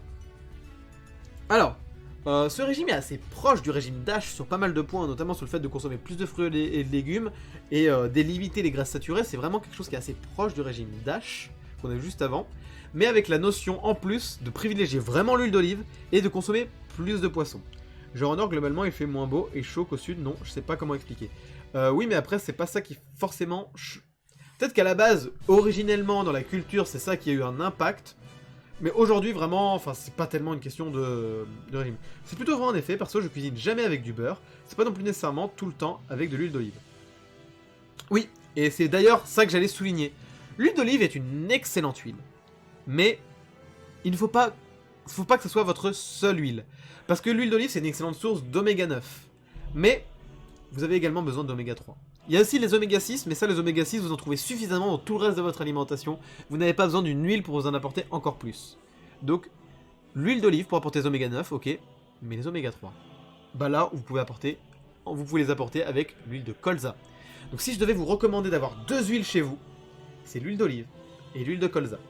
C'est deux huiles excellentes qui sont très très complémentaires, qui vont très bien ensemble. Donc, moi personnellement, ce que je fais, c'est que tout ce qui concerne les cuissons, j'utilise plutôt l'huile de colza, parce qu'elle n'a pas forcément de goût, je cherche pas forcément que mon huile de cuisson apporte du goût à mon aliment, donc je mets l'huile de colza. Ça peut s'adapter. Et pour tout ce qui est assaisonnement de mes salades, je prends l'huile d'olive, parce que là j'aime bien avoir ce petit goût d'huile d'olive, qui est... alors, que tout le monde ne va pas aimer, mais moi personnellement pour l'assaisonnement je l'aime beaucoup, donc c'est quelque chose que je fais en général. Perso aujourd'hui j'utilise quasiment essentiellement de l'huile d'olive et quasiment plus d'huile de tournesol. C'est très bien. L'huile de tournesol elle a l'avantage de pas être chère. C'est vrai que c'est l'énorme avantage de l'huile de tournesol, c'est pour ça qu'on la trouve dans beaucoup de produits alimentaires. Elle est pas chère, mais niveau nutritionnel elle est inintéressante. L'huile d'olive c'est très bien. Après si je peux te conseiller une deuxième huile du coup c'est l'huile de colza. Il y a une autre huile qui peut être intéressante à la place de l'huile de colza, c'est l'huile de lin. Elle est également très intéressante, elle contient pas mal d'oméga 3, elle aussi, mais elle a quand même plein d'inconvénients, l'huile de colza, l'huile de lin. C'est que d'une, elle est extrêmement sensible. Il faut la conserver au frais, et elle aime pas du tout la lumière, elle risque de se dégrader. Deuxième inconvénient, elle coûte cher. Ça coûte cher l'huile de lin. Et troisième inconvénient, elle a un goût ultra particulier. Clairement, l'huile de lin, comme je te disais, moi je peux pas. Bah clairement, c'est utilisé plutôt pour le traitement du bois et des trucs comme ça, donc c'est un goût qu'il faut aimer. Mais moi perso, j'en consomme pas parce que pour une question de coût et pour une question de conservation. Donc moi vraiment ce que je vous conseille c'est ces deux huiles. À part pour la mayo, n'essayez jamais de faire une mayo avec de l'huile d'olive. Ah oui, parce que là ça va apporter un goût très particulier à ta mayo. Tu peux du coup utiliser l'huile de colza. Donc voilà, ayez ces deux huiles chez vous. C'est parfait. Ces deux huiles, vous n'avez pas besoin d'autres huiles. L'huile d'arachide, l'huile de tournesol, tout ça, il n'y en a pas besoin. Ces deux huiles, ça vous apporte tout ce dont vous avez besoin pour votre organisme. Donc voilà. Après, vous pouvez faire plaisir de temps en temps avec du beurre ou quoi que ce soit, mais pas trop. Parce que de temps en temps, ok, mais niveau nutritionnel, c'est moins intéressant que ces deux huiles. Voilà. Donc, pour revenir sur le régime méditerranéen, il faudrait que je pense à l'huile de colza. En plus, c'est une huile qui coûte vraiment pas cher. Elle coûte moins cher que l'huile d'olive. L'huile de colza, elle coûte pas cher. C'est quelque chose qu'on trouve dans beaucoup de magasins. En TP, on avait l'huile de colza pour nos maillots, tu te souviens? Je me rappelle pas que c'était l'huile de colza, dis donc, t'as une bonne mémoire. Hein. Je me rappelle pas de quelle huile c'était exactement. Pour revenir sur le régime méditerranéen, il dit de consommer plus de poissons. Oui, mais à nuancer. Certes, il est recommandé de consommer du poisson 2 à 3 fois par semaine. Alors qu'on vous dit, le poisson c'est la meilleure source d'oméga 3. Et l'oméga 3 c'est hyper bon pour votre cœur, pour votre cerveau, pour tout. Vous pouvez en consommer même autant que vous voulez, les oméga 3, ça ne peut que être bénéfique. C'est vrai. Mais, j'adore l'huile de colza. Moi je trouve qu'elle a pas de goût. Mais l'huile de colza, après nutritionnellement parlant, c'est le top. Mais attention, on dit 2-3 fois par semaine et pas plus. Tiens, on dit d'en consommer plus de poisson et pourtant on dit d'en manger 2 à 3 fois par semaine. C'est bizarre ça. Pourquoi? Comment ça se fait? Simplement parce que le poisson, souvent, ça peut concentrer les métaux lourds. Ce n'est pas à cause uniquement de la pollution, mais c'est naturel. Les poissons ont tendance à concentrer les métaux lourds. Il va y avoir toute la... Donc chaque petit poisson va concentrer un peu les métaux lourds. Et donc, un poisson moyen va manger un petit poisson. Le gros poisson va manger le moyen poisson, etc. Et ce gros poisson, à la fin, va concentrer les métaux lourds. Donc, faut limiter sa consommation de poissons, et surtout, c'est les poissons qui sont en haut de la chaîne alimentaire, parce que c'est eux qui vont vraiment concentrer les métaux lourds.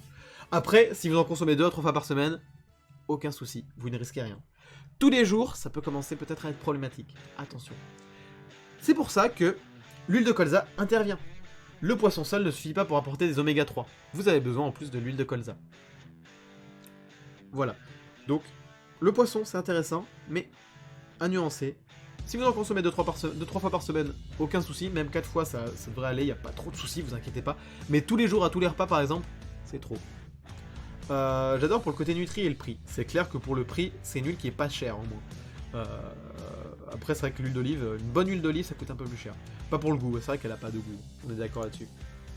Voilà, est-ce que vous avez des questions sur le régime méditerranéen, sur le régime DASH, sur le jeûne intermittent ou sur le vegan, végétarisme, tout ce dont on a déjà parlé. Sinon, je referai une petite synthèse à la fin pour ceux qui n'étaient pas présents dès le début du live. Vous inquiétez pas, comme d'habitude.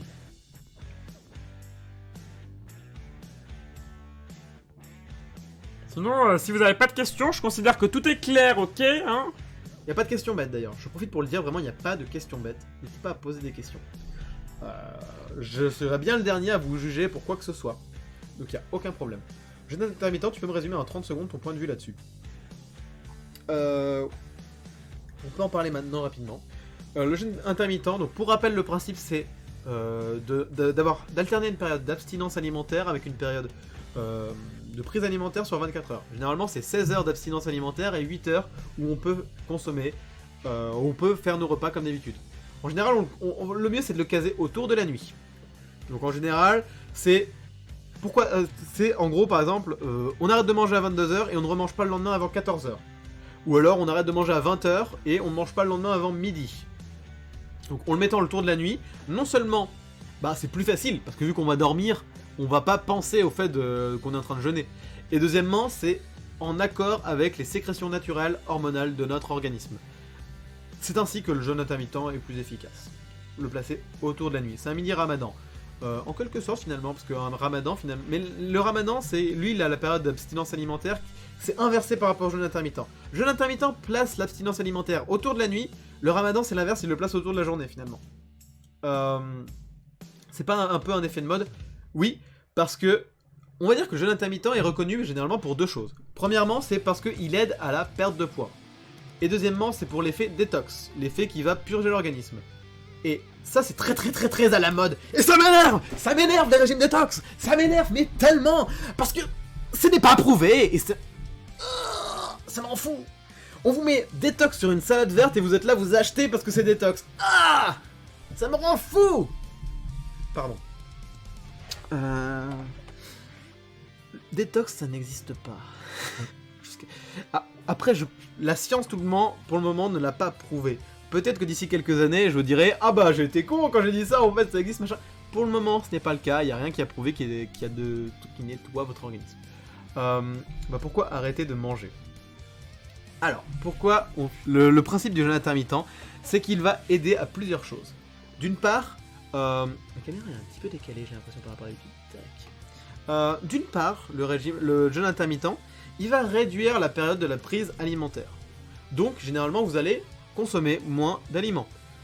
Généralement, quand on veut prendre du poids, on a tendance à faire plus de repas. La solution peut être de faire plus de repas pour faciliter le fait de manger plus. Et dans un jeûne intermittent, c'est l'inverse, on va faire moins de repas, donc généralement ça va s'accompagner de moins de consommation d'aliments. Donc, consommation énergétique réduite, perte de poids. On en a parlé lors du premier live, il y a la rediffusion qui est sur YouTube. Et le fait de ne pas manger pendant 16 heures, ça place l'organisme dans un profil dit catabolique. Où en gros, l'organisme a l'habitude qu'on lui apporte l'énergie dont il a besoin et qu'il n'a aucune nécessité d'aller puiser dans ses réserves. Là, si on ne mange pas pendant 16 heures, il est dans ce profil catabolique qui en gros veut dire qu'il va avoir besoin de brûler ses réserves pour produire de l'énergie. Donc les réserves, il va les prendre pour les glucides dans le glycogène, qu'on trouve dans les muscles qui prennent leur énergie là-dedans, et qu'on trouve également dans le foie. Donc là, il va aller chercher les glucides là-dedans. Il va aller chercher également de l'énergie dans votre masse graisseuse, dans le petit bidou, hein. Et c'est ainsi qu'il va pouvoir tenir ces 16 heures. Donc il va aller puiser un peu dans vos réserves. Et en plus, donc, puiser un peu dans les réserves durant la période d'abstinence, plus vous mangez moins durant la période de prise alimentaire parce qu'elle est plus courte. Résultat, vous consommez moins de calories, vous pouvez potentiellement maigrir. Donc de ce point de vue-là, c'est une stratégie qui peut être très intéressante pour perdre du poids. Moi, je fais ça, je décède. Moi aussi, je ne suis pas... On va dire que c'est pas une méthode adaptée à tout le monde. Après, on peut la pratiquer en s'entraînant. Il faut un temps d'adaptation plus ou moins long. Mais pour ma part, je sais que j'ai beaucoup de mal avec le manque. Ça me frustre de me dire que je manque de quelque chose. J'ai toujours des réserves de tout chez moi, je n'aime pas le manque. On a l'impression que j'ai connu la guerre, moi. Je n'aime pas le manque. Un exemple tout bête, c'est que quand je suis par exemple en vacances avec mes parents, on a de l'eau en bouteille. Et quand on commence à manquer d'eau en bouteille, qu'il ne reste plus qu'une bouteille par exemple, je ne peux plus me contrôler, j'ai soif tout le temps, je ne pense plus qu'à ça, j'ai envie de boire tout le temps, j'ai envie de boire. Je ne peux pas m'en empêcher parce que le manque crée le besoin pour moi. C'est terrible. Donc, c'est vrai que moi, de ce côté-là, le jeûne, j'ai du mal. De ce que j'avais compris, ce régime, c'était juste un repas le soir. En général, souvent, dans le jeûne intermittent, on le place autour de la nuit. Et donc, du coup, on va soit supprimer le petit déjeuner, soit supprimer le dîner. En général, le petit déjeuner est plus facile à supprimer. En général, dans notre culture, il est plus facile à supprimer. T'as des réserves de gras? Tout le monde a des réserves de gras, voyons. Après, pas forcément plus que les autres, hein, moi. Donc le jeûne intermittent, c'est un bon outil. C'est un outil, finalement, pour potentiellement perdre du poids. Si vous voulez perdre du poids, ça peut être une stratégie qui peut vous correspondre, peut-être. Mais après, si toutes les histoires de régime détox et le fait que ça va purifier votre organisme et qu'il va se nettoyer, ça... allez-y, c'est vraiment, faut prendre ça avec des grosses pincettes. Ça n'est pas approuvé pour le moment. Hein. Enfin, ça, moi, jusqu'à la preuve du contraire, j'y crois pas. Donc, mais après, ça reste quelque chose qui peut être une bonne stratégie et qui n'a pas de méfait particulier. Donc, après, si ça peut vous correspondre, testez. Si vous cherchez à perdre du poids, testez. Ça peut marcher pour vous. Le père de ma copine a 12 packs d'eau chez lui en permanence. Genre, quand il manque un pack, il en rachète un direct. Ah, mais pour ça, par exemple, mes grands-parents sont pareils. Hein. Ça, ils aiment bien avoir une grande réserve de packs d'eau. Et moi, je sais que si j'avais la place chez moi, j'aurais 50 packs... bon, pas de l'eau, parce que je bois de l'eau du robinet, mais j'aurais des réserves de tout en grande quantité. Hein. Ça, je arrive à le concevoir. Voilà, j'espère que j'ai répondu à ta question, Chrysoprax, et que par rapport au jeûne intermittent, je vois que du coup le sujet semble t'intéresser, donc si tu as d'autres questions à ce sujet-là, n'hésite pas. Sinon, je pense que je ferai un jour une vidéo ou un live entier sur le sujet, parce que c'est quand même un sujet qui est très en vogue, dont on parle depuis quelques années, et qui est relativement efficace, mais sur lequel il y a beaucoup de mythes qui m'énervent. Tout ce qui est détox... ça rend fou les nutritionnistes, hein. Sauf ceux qui croient que ça marche, mais... Enfin, qui croient que ça marche, qui croient que ça existe. C'est pas en mangeant un smoothie détox que vous allez Ça c'est d'ailleurs le truc. Toujours les pics de vente des smoothies détox et tout et compagnie. Il y a des pics de vente en janvier, quand les gens ont abusé pendant en décembre, bah, comme tout le monde, hein, et qui se disent « Oh mon dieu, j'ai plein de toxines dans l'organisme, oh là là, ah, je meurs, il faut vite un smoothie détox, et avec ça, tous mes problèmes seront réglés, je vais purifier mon organisme. » Non. Non, non, non, et non, vous n'allez pas purifier votre organisme de toutes vos conneries de décembre avec juste un smoothie détox. Ça n'existe pas. Voilà, si vous voulez purifier votre organisme, il suffit de manger sain et équilibré le reste du temps. Comme ça, vous pouvez vous permettre des excès de temps en temps. Ils n'auront pas un impact aussi important sur votre organisme, étant donné que le reste du temps, vous mangez sain. Voilà, ah, ça va mieux, hein. Ça fait du bien quand on en parle. MDR craquage. Ah ouais, non mais ça fait du bien, là je suis détendu maintenant. Mais surtout, c'est les dernières semaines que j'entends plein de monde parler de ça, alors qu'avant, jamais entendu parler. Moi, pour ma part, ça fait 2 ans que j'en entends parler. On m'avait même posé la question sur Twitter une fois, qu'est-ce que j'en pensais. Et sauf que je m'étais pas encore suffisamment informé pour donner un avis concret dessus. Mais là, maintenant, je me suis plus informé et je vous donne plus mon avis sur le sujet. C'est un bon outil, mais il y a beaucoup de mythes dessus. Pour vous résumer. Daniel prend la relève, faut que Rémi se repose un coup. Daniel, il y connaît pas grand chose en nutrition, donc généralement, il reste un peu de côté le mardi. Il fait plutôt le foufou le jeudi. J'en profite pour vous dire, pour ceux qui ne suivraient pas encore la chaîne, n'hésitez pas à follow la chaîne, pour ne pas pour ne pas avoir de problème d'inconfort digestif. C'est important de suivre la chaîne pour éviter tout ça. Voilà. Non mais en vrai, si les lives vous plaisent, n'hésitez pas à follow la chaîne. Non seulement ça fait toujours plaisir, mais en plus c'est pour vous. C'est pour vous que je dis ça. Vous n'allez pas louper les prochains lives comme ça. Parce qu'avouez quand même, on passe un bon moment, hein. Daniel, il bouffe que des carottes et des graines. Qu'est-ce qu'il veut, tu veux qu'il y connaisse? Ah non, non. Daniel, tout l'hiver, il s'est fait des putains de raclettes. Ça, je peux te dire, c'est pas le dernier à me lésigner là-dessus. Ah, tu le contrôles plus que tu sous-entends alors? Ah, Daniel, exactement, j'ai un contrôle total sur cet animal, hein. Je suis son maître, voyons. D'ailleurs, ça mange quoi un PNG? Je sais pas, faudrait demander à un PNG pour lui demander. Pour Daniel, on a déjà eu l'info, il mange des tacos. Oui, oui, il aime bien les tacos. C'est vrai, voilà, en plus, il en avait mangé... Là, ça fait un petit moment qu'il en a pas mangé. Ça fait 2 semaines qu'il n'a pas mangé de tacos. Il aime bien les tacos. Il préfère les tacos que les kebabs, Daniel.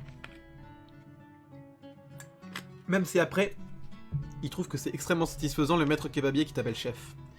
On va parler du dernier régime de la soirée. Toutes les pratiques alimentaires dont on a parlé auparavant, c'était des pratiques alimentaires qui peuvent être pratiquées au quotidien. Et qui ont... Bah, on a parlé du végétarisme et du véganisme, c'est des modes de vie. On a parlé du jeûne intermittent qui peut être soit un mode de vie, soit un outil quand on souhaite perdre du poids. On a parlé du régime DASH, comme double DASH, qui permet donc de préserver son système cardiovasculaire. Et on a parlé du régime méditerranéen, qui est lui aussi un mode de vie plutôt culturel, mais qui a des avantages. Et des inconvénients, si on veut gratter un petit peu au fond, un peu gratter sous la merde. Voilà. Là, ce qu'on va parler dernier, ce n'est pas un régime que vous pouvez pratiquer au quotidien. C'est un régime qui permet de perdre du poids, mais qui présente quand même pas mal d'effets secondaires. Mais je tiens à en parler, parce que souvent sur internet, notamment dans tout ce qui est domaine de la musculation, les personnes qui avant une compétition souhaitent faire une sèche par exemple pour perdre le gras qu'il y a sur les muscles et que les muscles soient plus définis, ils vont pratiquer souvent cette diète dont je vais vous parler, mais faut pas croire qu'elle est sans risque. C'est pour ça que je tiens à vous en parler. Pour l'instant, je ne vous ai parlé que de régimes qui n'ont pas de risque tant qu'on est bien informé. Là, celui-là, même si on est bien informé, il présente certains effets secondaires importants. C'est la diète cétogène. J'avais pas de jingle, alors du coup je le crée sur l'instant. C'est ça aussi être un animateur. Donc la diète cétogène, le principe c'est de réduire fortement les glucides dans son alimentation. Globalement, dans votre alimentation, les glucides représentent la moitié de vos apports énergétiques, les lipides représentent un tiers, à peu près, et les protéines représentent le quart restant. En gros, à peu près 20% de vos apports énergétiques, c'est les protéines. Donc voilà. Et là, le principe, c'est de supprimer les glucides. Quoi? Ils représentent la moitié et on les supprime? Oh mon dieu, qu'est-ce qu'on est en train de faire? Eh bah oui, c'est une stratégie qui permet de perdre du poids et qui est assez efficace. Je viens d'enlever le coussin quand même de mon fauteuil. Permettez. Voilà. Tout va bien, tout est sous contrôle. On casse pas le matériel. À la Tarvé Production, ça coûte cher. ça coûte cher, ça. Préserve. Pourquoi réduire les glucides? Parce que contrairement à une idée reçue, on a souvent l'idée reçue que c'est le gras qui fait prendre du gras. Cette idée reçue est assez justifiée, on se dit le gras fait prendre du gras. Dans la vérité, ce n'est pas ça. Dans la vérité, c'est l'excès calorique déjà qui fait prendre du gras. Et souvent, ça va être les glucides parce que si vous apportez beaucoup de glucides à votre organisme, surtout des glucides à index glycémique élevé qui vont arriver rapidement dans le sang, qu'est-ce qui se passe? Pic d'insuline, parce que votre corps n'aime pas le fait qu'il y ait trop de sucre dans votre organisme, il cherche à le stocker pour réduire la concentration sanguine en glucose, pour revenir à l'équilibre. Et donc il va stocker ces glucides. Il va les stocker. Il va les stocker où? Dans les réserves de glycogène, qui sont donc les sources d'énergie rapides dans lesquelles peuvent puiser vos muscles par exemple. Mais il va également stocker l'excès dans vos tissus adipeux, donc dans votre bidou, dans votre gras. C'est possible de transformer les glucides en acides gras, en graisse. L'organisme sait le faire. Et c'est ainsi qu'il va stocker vos glucides. Donc c'est pour ça que la surconsommation de glucides a plus d'impact sur la prise de poids que la surconsommation de graisse, contrairement à ce qu'on pourrait croire. Après c'est beaucoup plus compliqué que ça dans la réalité, là je vous ai fait de façon très schématique. Mais c'est pour vous donner l'idée générale. Voilà, donc le principe de ce régime c'est de réduire les glucides, parce que ceux-ci peuvent être synthétisés de façon par l'organisme, enfin à partir d'autres nutriments, et d'augmenter du coup généralement sa consommation de lipides grandement, parce que du coup il faut bien compenser pour apporter de l'énergie à son corps, et d'augmenter un peu sa consommation de protéines. Les glucides généralement c'est maximum 50 grammes par jour dans une diète cétogène. Alors que dans une diète classique c'est vous en consommez entre 300 et 400 grammes par jour des glucides. Donc vous réduisez drastiquement les glucides. L'objectif c'est qu'ils ne représentent pas plus de 5% de vos apports énergétiques. C'est-à-dire 10 fois moins qu'une diète classique. C'est énorme. Quand même. Pardon. Ça va vous ce soir? Vous vous portez bien? J'espère que ça va bien. Qu'est-ce qui va se passer dans votre organisme si vous réduisez drastiquement votre consommation de glucides? Eh bien, votre organisme va aller chercher ces glucides dans ses réserves. Il y a des petites réserves de glucides, le glycogène, dont on a déjà parlé. Il va les puiser là-dedans. Il va les puiser là-dedans, et d'un coup, il va être épuisé. Il va puiser, et ensuite, il va être épuisé. Purée, je suis vraiment un poète, quand même, vous trouvez pas? Pardon. Et le glycogène, c'est donc un système de stockage des glucides qui fixe beaucoup d'eau. Et donc, du coup, quand vous allez perdre tout ce glycogène, que vous allez tout le consommer, vous allez également éliminer beaucoup d'eau, du coup, parce que vous allez le consommer. En général, 1 gramme de glycogène fixe 3 à 4 grammes d'eau. Donc du coup, au début d'une diète cétogène, vous allez perdre beaucoup de poids, parce que vous allez perdre beaucoup d'eau que vous aviez accumulée. Rassurez-vous, ce n'est pas forcément gênant, ce n'est pas du tout gênant d'avoir cette eau fixée dans votre organisme. Mais du coup, c'est vrai que dans le diète cétogène, on peut facilement perdre pas mal de poids parce qu'on peut perdre beaucoup d'eau de notre organisme. Ce qui peut être intéressant pour tous les sportifs qui font des compétitions où il y a des limites de poids. Où là, ils vont pas chercher uniquement à perdre du gras, mais également à chercher à perdre de l'eau pour arriver dans une certaine catégorie. Par exemple, dans les moins de 80 kg ou des trucs comme ça. Donc c'est aussi pour ça que la diète cétogène est très pratiquée par les sportifs qui souhaitent perdre du poids. Parce qu'elle permet de perdre beaucoup d'eau facilement. Mais votre cerveau, il ne peut pas fonctionner sans glucides. Il a besoin de ça pour fonctionner. Quand il n'y en a plus, qu'est-ce qu'il va faire? Il va synthétiser ce qu'on appelle des corps cétoniques. C'est la source alternative d'énergie que l'on peut apporter à notre cerveau. Et ces corps cétoniques, notre corps en fabrique une certaine quantité, notre organisme est en état de cétose, on dit.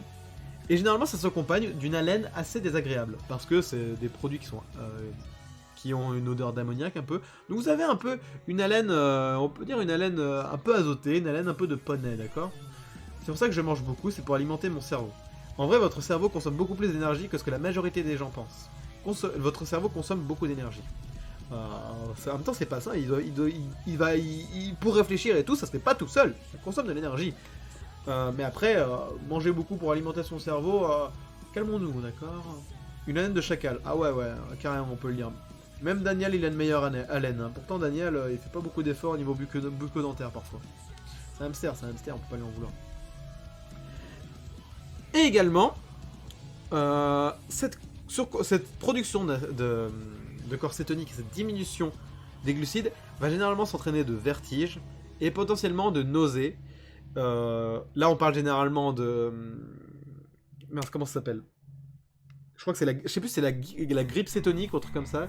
Voilà, la grippe cétogène, voilà.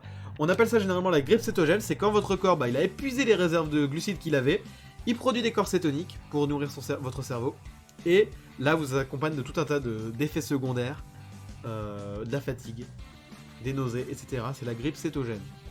C'est un effet secondaire que on n'évite pas en général, on l'a toujours quand on pratique la diète cétogène. L'avantage donc de cette diète, c'est qu'elle permet de perdre beaucoup de poids facilement, entre guillemets. Facilement, tout est relatif, beaucoup de poids, tout est relatif, je m'emballe un peu en disant ça, limitons un peu les choses, elle permet de perdre du poids. Pas trop difficilement parce que généralement consommer moins de glucides et consommer plus de lipides, ça réduit la sensation de faim. Donc c'est vrai qu'elle est plus facile à pratiquer pour ça. Par contre, inconvénient énorme, c'est qu'il y a beaucoup d'effets secondaires, des nausées, la fatigue, et si vous la pratiquez trop longtemps, vous allez intoxiquer votre organisme à l'azote. C'est pas forcément souhaitable pour votre organisme. On va dire que c'est une diète qui peut être pratiquée sur quelques semaines pour les compétiteurs, mais si vous souhaitez faire un régime, il y a d'autres méthodes. Je ne vous conseille pas la diète cétogène. Vous n'allez pas passer un bon moment. Et en plus, socialement, c'est assez difficile. Parce que les glucides sont au cœur de beaucoup de notre alimentation. La moitié de nos apports énergétiques, c'est des glucides. Donc si vous n'en consommez plus d'un point de vue social, c'est difficile. Parce que aussi, il faut qu'un régime, pour qu'il tienne sur la durée, il faut non seulement qu'il vous fasse plaisir, mais en plus que socialement, vous puissiez le tenir pas trop difficilement. Une diète cétogène, socialement, laissons tomber, ce n'est pas possible. Troisième inconvénient majeur, qui fait qu'on ne peut pas pratiquer cette diète longtemps, c'est la diminution de la consommation de vitamines et minéraux. Les vitamines et les minéraux, on les trouve où? On les trouve dans les légumes. Les légumes, c'est bon, on peut en manger dans les diètes cétogènes. On les trouve également dans les fruits. Les fruits, c'est des sources de glucides. Donc dans les diètes cétogènes, ils n'en consomment pas. On les trouve également dans les produits céréaliers. Donc tout ça, dans la diète cétogène, c'est éliminé parce que ça, c'est des sources de glucides. On les trouve dans plein d'autres aliments, mais voilà, vu qu'on supprime les légumes, les fruits et les produits céréaliers, on oublie plein de vitamines et de minéraux. Donc généralement, une diète cétogène, on a beaucoup de carences en vitamines et en minéraux. Donc c'est une deuxième raison pour laquelle ça ne peut pas être pratiqué longtemps. Et ça peut provoquer également certains inconforts digestifs, parce que du coup, vous allez manger moins de céréales et moins de fruits, qui sont des sources majeures dans votre alimentation de fibres. Donc en gros, vous allez manger beaucoup moins de fibres dans une diète cétogène. Beaucoup moins. Or, les fibres, c'est ça qui vont vous permettre d'avoir un bon transit. Donc, désolé de parler de ça, mais en gros, avec une diète cétogène, vous risquez d'être constipé. Pour faire simple. Donc non seulement vous êtes constipé, mais en plus vous avez des nausées, et en plus vous avez mal à la tête, mais en plus vous êtes fatigué. J'espère que je vous ai convaincu que la diète cétogène n'est pas adaptée pour vous. Évitez cette diète. Je tenais à en parler parce que c'est une diète qui fait beaucoup parler d'elle, parce qu'elle est efficace, c'est vrai, mais elle n'est pas saine. Si vous voulez faire un régime, si vous voulez perdre du poids, vous n'êtes pas obligé d'y aller aussi. Vous n'êtes pas obligé de faire un régime aussi agressif. Allez-y, prenez votre temps. Faites quelque chose pratiquez un régime qui correspondra plus à votre mode de vie et que vous arriverez à tenir sur la durée et qui vous aidera à adopter de bonnes habitudes alimentaires. C'est pour ça que je tenais à en parler. C'est pour vous indiquer un peu tous les effets, comment ça fonctionnait et les effets secondaires que ça pouvait générer. Je sais que je n'ai pas été le plus clair possible, désolé, dans cette explication, mais je voulais surtout souligner tous les effets secondaires que ça pouvait... Allez, tu es convaincant. Merci. Voilà. Le seul cas où elle pourrait être recommandée, entre guillemets, comme je vous l'ai déjà dit, c'est pour les sportifs qui veulent se placer dans une certaine catégorie, qui cherchent donc à perdre du poids pour être, par exemple, pour faire moins de 80 kg pour être dans la catégorie en dessous et que ce soit plus facile pour eux. Enfin, vous voyez le genre. C'est généralement pratiqué plutôt par ces personnes qui sont suivies par des diététiciens. Pratiquez pas une diète cétogène de vous-même, vous risquez d'altérer votre santé. Voilà. Donc, nous avons parlé de la diète cétogène, nous avons parlé du régime méditerranéen, nous avons parlé du régime DASH, nous avons parlé du végétarisme et du véganisme, nous avons parlé du jeûne intermittent. Est-ce que vous avez des questions par rapport à une de ces pratiques alimentaires? N'hésitez pas, c'est le moment. Sinon, je peux vous donner les points clés qui constituent un bon rééquilibrage alimentaire si vous voulez. Les piliers pour avoir une alimentation équilibrée. Parce que après on vous dit plein de choses sur internet, on vous dit de manger tel légume c'est idéal pour ça, tel légume c'est idéal pour ça, et là vous êtes là, il y a trop d'informations, ah. Alors qu'en fait, il y a que quelques piliers, j'en ai listé 7 il me semble, seulement 7 piliers, sur lesquels s'appuyer, et après, une alimentation saine et équilibrée est assurée. Après, c'est au cours d'autres vidéos et d'autres lives que je pourrais vous expliquer concrètement comment mettre ça en place facilement, mais là c'est pour vous exposer les piliers de base, pour une alimentation équilibrée. Donc pour rééquilibrer son alimentation.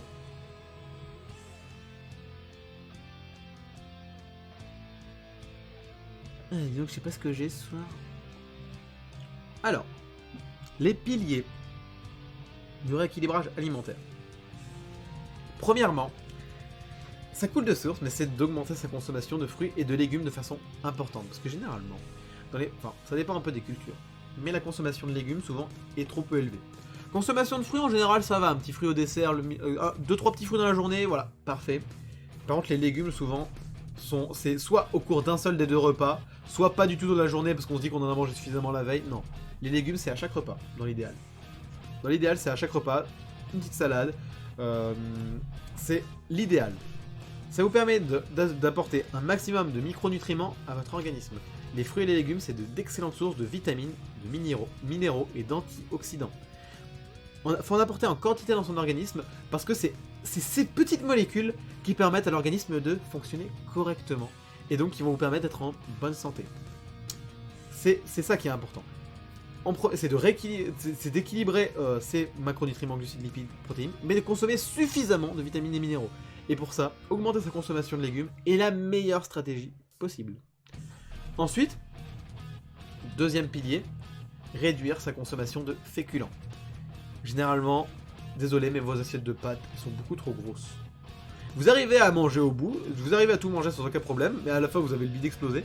Mais ce que vous auriez dû faire, c'est en mettre un petit peu moins et remplacer par une bonne portion de légumes. C'est mieux de faire ainsi. Au final, vous avez même des assiettes beaucoup plus grosses. Parce que entre 100 grammes de féculents et 100 grammes de légumes, la quantité de calories n'a rien à voir. 100 grammes de féculents, c'est aux alentours de 300 calories à peu près. 100 grammes de légumes, ça dépend des légumes, mais c'est une trentaine de calories. 10 fois moins. Donc vous pouvez en manger beaucoup plus des légumes, sans aucun problème. Moi par exemple, qui est un très gros mangeur, j'aime beaucoup manger, moi, et ben les légumes c'est trop cool pour ça. C'est vraiment trop cool, ça permet de beaucoup manger sans consommer trop de calories. C'est trop bien. Je veux dire, c'est beaucoup trop bien. Et après, comment les préparer, faut apprendre aussi à bien les préparer pour que ça ait du goût. Parce que c'est vrai que sinon après on peut trouver ça fade, machin et tout. Si vous les cuisinez bien, si vous maîtrisez les épices et tout, les légumes, mouah, nickel. Donc réduisez vos consommations de féculents. Moi par exemple je sais que à une époque je mangeais pas suffisamment de légumes et je prenais des portions de féculents. Je pesais mes pâtes avant de les... J'ai l'habitude de peser avant de mettre... de peser mes aliments en général. Je sais pas pourquoi, c'est un peu un toc. Mais je mettais 120-130 grammes de pâtes et je mangeais ça. Maintenant ce que je fais c'est que j'en mets 80 grammes et je complète avec une bonne portion de légumes. Soit une salade, soit des légumes que je peux mélanger dedans pour me faire une salade de pâtes. Mais voilà. Des légumes, des légumes, des légumes, des légumes, mangez-en. Après vous allez en chier, ça va être génial. Pardon. Donc voilà, deuxième chose, réduire sa consommation de féculents et remplacer ça par des légumes. Troisième chose, remplacer toutes les céréales blanches par des céréales complètes. Donc au lieu de manger des pâtes classiques, privilégiez les pâtes complètes. Au lieu du pain blanc, privilégiez le pain complet. Au lieu du riz blanc, privilégiez le riz complet. C'est bien, merci. Pourquoi ? Pour deux choses. D'une part, les aliments complets contiennent plus de fibres. Et plus de fibres, c'est bon pour votre transit. On reparle, c'est le petit instant caca une deuxième fois. Vous allez avoir une meilleure digestion grâce à ça. Et ça va aussi permettre de limiter un peu l'absorption de d'un peu trop d'énergie. Et donc ça permet une meilleure gestion du poids également, les fibres. J'ai fait une vidéo sur les fibres où je donnais les éléments principaux sur le sujet. La vidéo date d'un peu plus d'1 an, mais vous inquiétez pas, elle est toujours d'actualité. Les informations sur les fibres n'ont pas changé depuis. Donc, première chose, c'est pour les fibres, et deuxième chose, pourquoi consommer des aliments complets, c'est pour tous les micronutriments qu'ils contiennent. Il y a des vitamines, des minéraux et des antioxydants dans ces céréales complètes qu'on ne retrouve pas du tout dans les céréales blanches. Céréales blanches, niveau micronutriments, c'est la misère. Ça revient quand même souvent au caca sur ce stream. Ah désolé, mais la nutrition, bon, forcément, on parle de tout ce qui rentre, mais forcément, il faut bien que ça sorte également. Bonsoir. Voilà. Donc, privilégiez les céréales complètes. Au niveau du goût, franchement, je préfère les pâtes complètes que les pâtes blanches. Je trouve ça encore meilleur au goût. C'est un peu plus dur, parfois, c'est vrai. Mais au goût, c'est encore meilleur, je trouve. Et ça coûte un peu plus cher, c'est vrai. Mais, franchement, je trouve pas que non plus c'est pas si terrible, franchement. Je pense que vous pouvez totalement vous le permettre sans aucun problème. Et on en trouve de plus en plus en grande surface. Ah, auparavant, on ne trouvait qu'en magasin bio, mais maintenant, on en trouve de plus en plus en grande surface parce qu'il y a de plus en plus de consommateurs de céréales complètes. Donc, vous pouvez facilement trouver des pâtes complètes, du riz complet et du pain complet. Vous pouvez facilement trouver toutes ces choses. Allez cadeau, c'est une vidéo sur les fibres. Merci qui regarde. Toujours des modérateurs vraiment au taquet. J'ai essayé quelques fois les pâtes maison avec de la farine complète. Jamais réussi à faire un truc potable. Bah tu peux en acheter des toutes faites des pâtes complètes. Les céréales complètes sont un peu... Les farines complètes sont parfois un peu plus difficiles à maîtriser. Parce que imaginons que vous voulez vous faire un gâteau et que vous remplacez la farine blanche par une farine complète. Votre gâteau n'aura pas du tout la même consistance. Et donc il faut parfois ajuster les proportions pour ça. Donc ça peut être également pour ça que tu n'arrives peut-être pas à faire tes pâtes complètes. Voilà. Moi par exemple je sais que j'aime beaucoup les coquillettes complètes et tout, c'est vraiment, mais c'est le feu ça franchement. Donc privilégiez les céréales complètes. C'est quelque chose qui n'est pas difficile à mettre en place. Vous achetez moins de pâtes classiques, et vous achetez plus de pâtes complètes par exemple. C'est quelque chose que vous pouvez très très très facilement mettre en place. Je suis sûr que vous mangez tous des pâtes. Remplacez-les par des pâtes complètes. Alors allez-y par étapes, parce que tout ce qui touche aux fibres, d'augmenter sa consommation de fibres d'un coup, ça peut en générer un certain nombre d'inconforts digestifs. Mais c'est juste parce qu'il faut le temps que votre flore intestinale, que votre organisme s'adapte à tout ça. Et au bout de quelques temps, pas de problème. Surtout allez-y par étapes, mais c'est quelque chose qui est facile à mettre en place. Mais même en suivant les recettes et tout, une galère cette farine. Ouais, je sais. Cette farine-là, les farines complètes, moi j'ai déjà eu des problèmes aussi, même en suivant les recettes. C'est vrai que c'est une farine qui est particulière à maîtriser. Quatrième pilier pour le bon rééquilibrage alimentaire, diversifiez vos sources de protéines. Il n'y a pas que la viande rouge dans la vie. Privilégiez d'ailleurs plutôt la viande maigre, donc les viandes de volaille, si vous mangez de la viande en tout cas. La viande rouge, tous les 2 jours max. 3 jours c'est bien. 2 fois par semaine c'est bien. Le reste du temps, privilégiez plutôt les volailles. Pourquoi? Non seulement ils contiennent un peu plus de protéines. Mais bon, après ça c'est plus anecdotique. Mais surtout ça contient moins d'acides gras saturés. Qui eux, comme on l'a vu, l'excès, ça favorise la prise de poids. Et pour le système cardiovasculaire, c'est pas l'idéal. Donc privilégiez au maximum ces viandes maigres et le poisson qui ne contient pas ces acides gras qu'on ne veut pas. Donc privilégiez-les, limitez la viande rouge. Après, un peu de viande rouge de temps en temps, ça permet également d'apporter du fer, ce qui est intéressant. Mais limitez plutôt. Et il n'y a pas que la viande dans la vie. Il y a aussi les céréales, les protéines végétales. Donc les lentilles, les pois chiches par exemple, les fèves, le quinoa, etc. Allez, il faut varier ces sources de protéines pour être sûr d'apporter tout ce qu'il faut à votre organisme. Une protéine, pour rappel, c'est un enchaînement d'acides aminés. Et il existe une vingtaine d'acides aminés différents.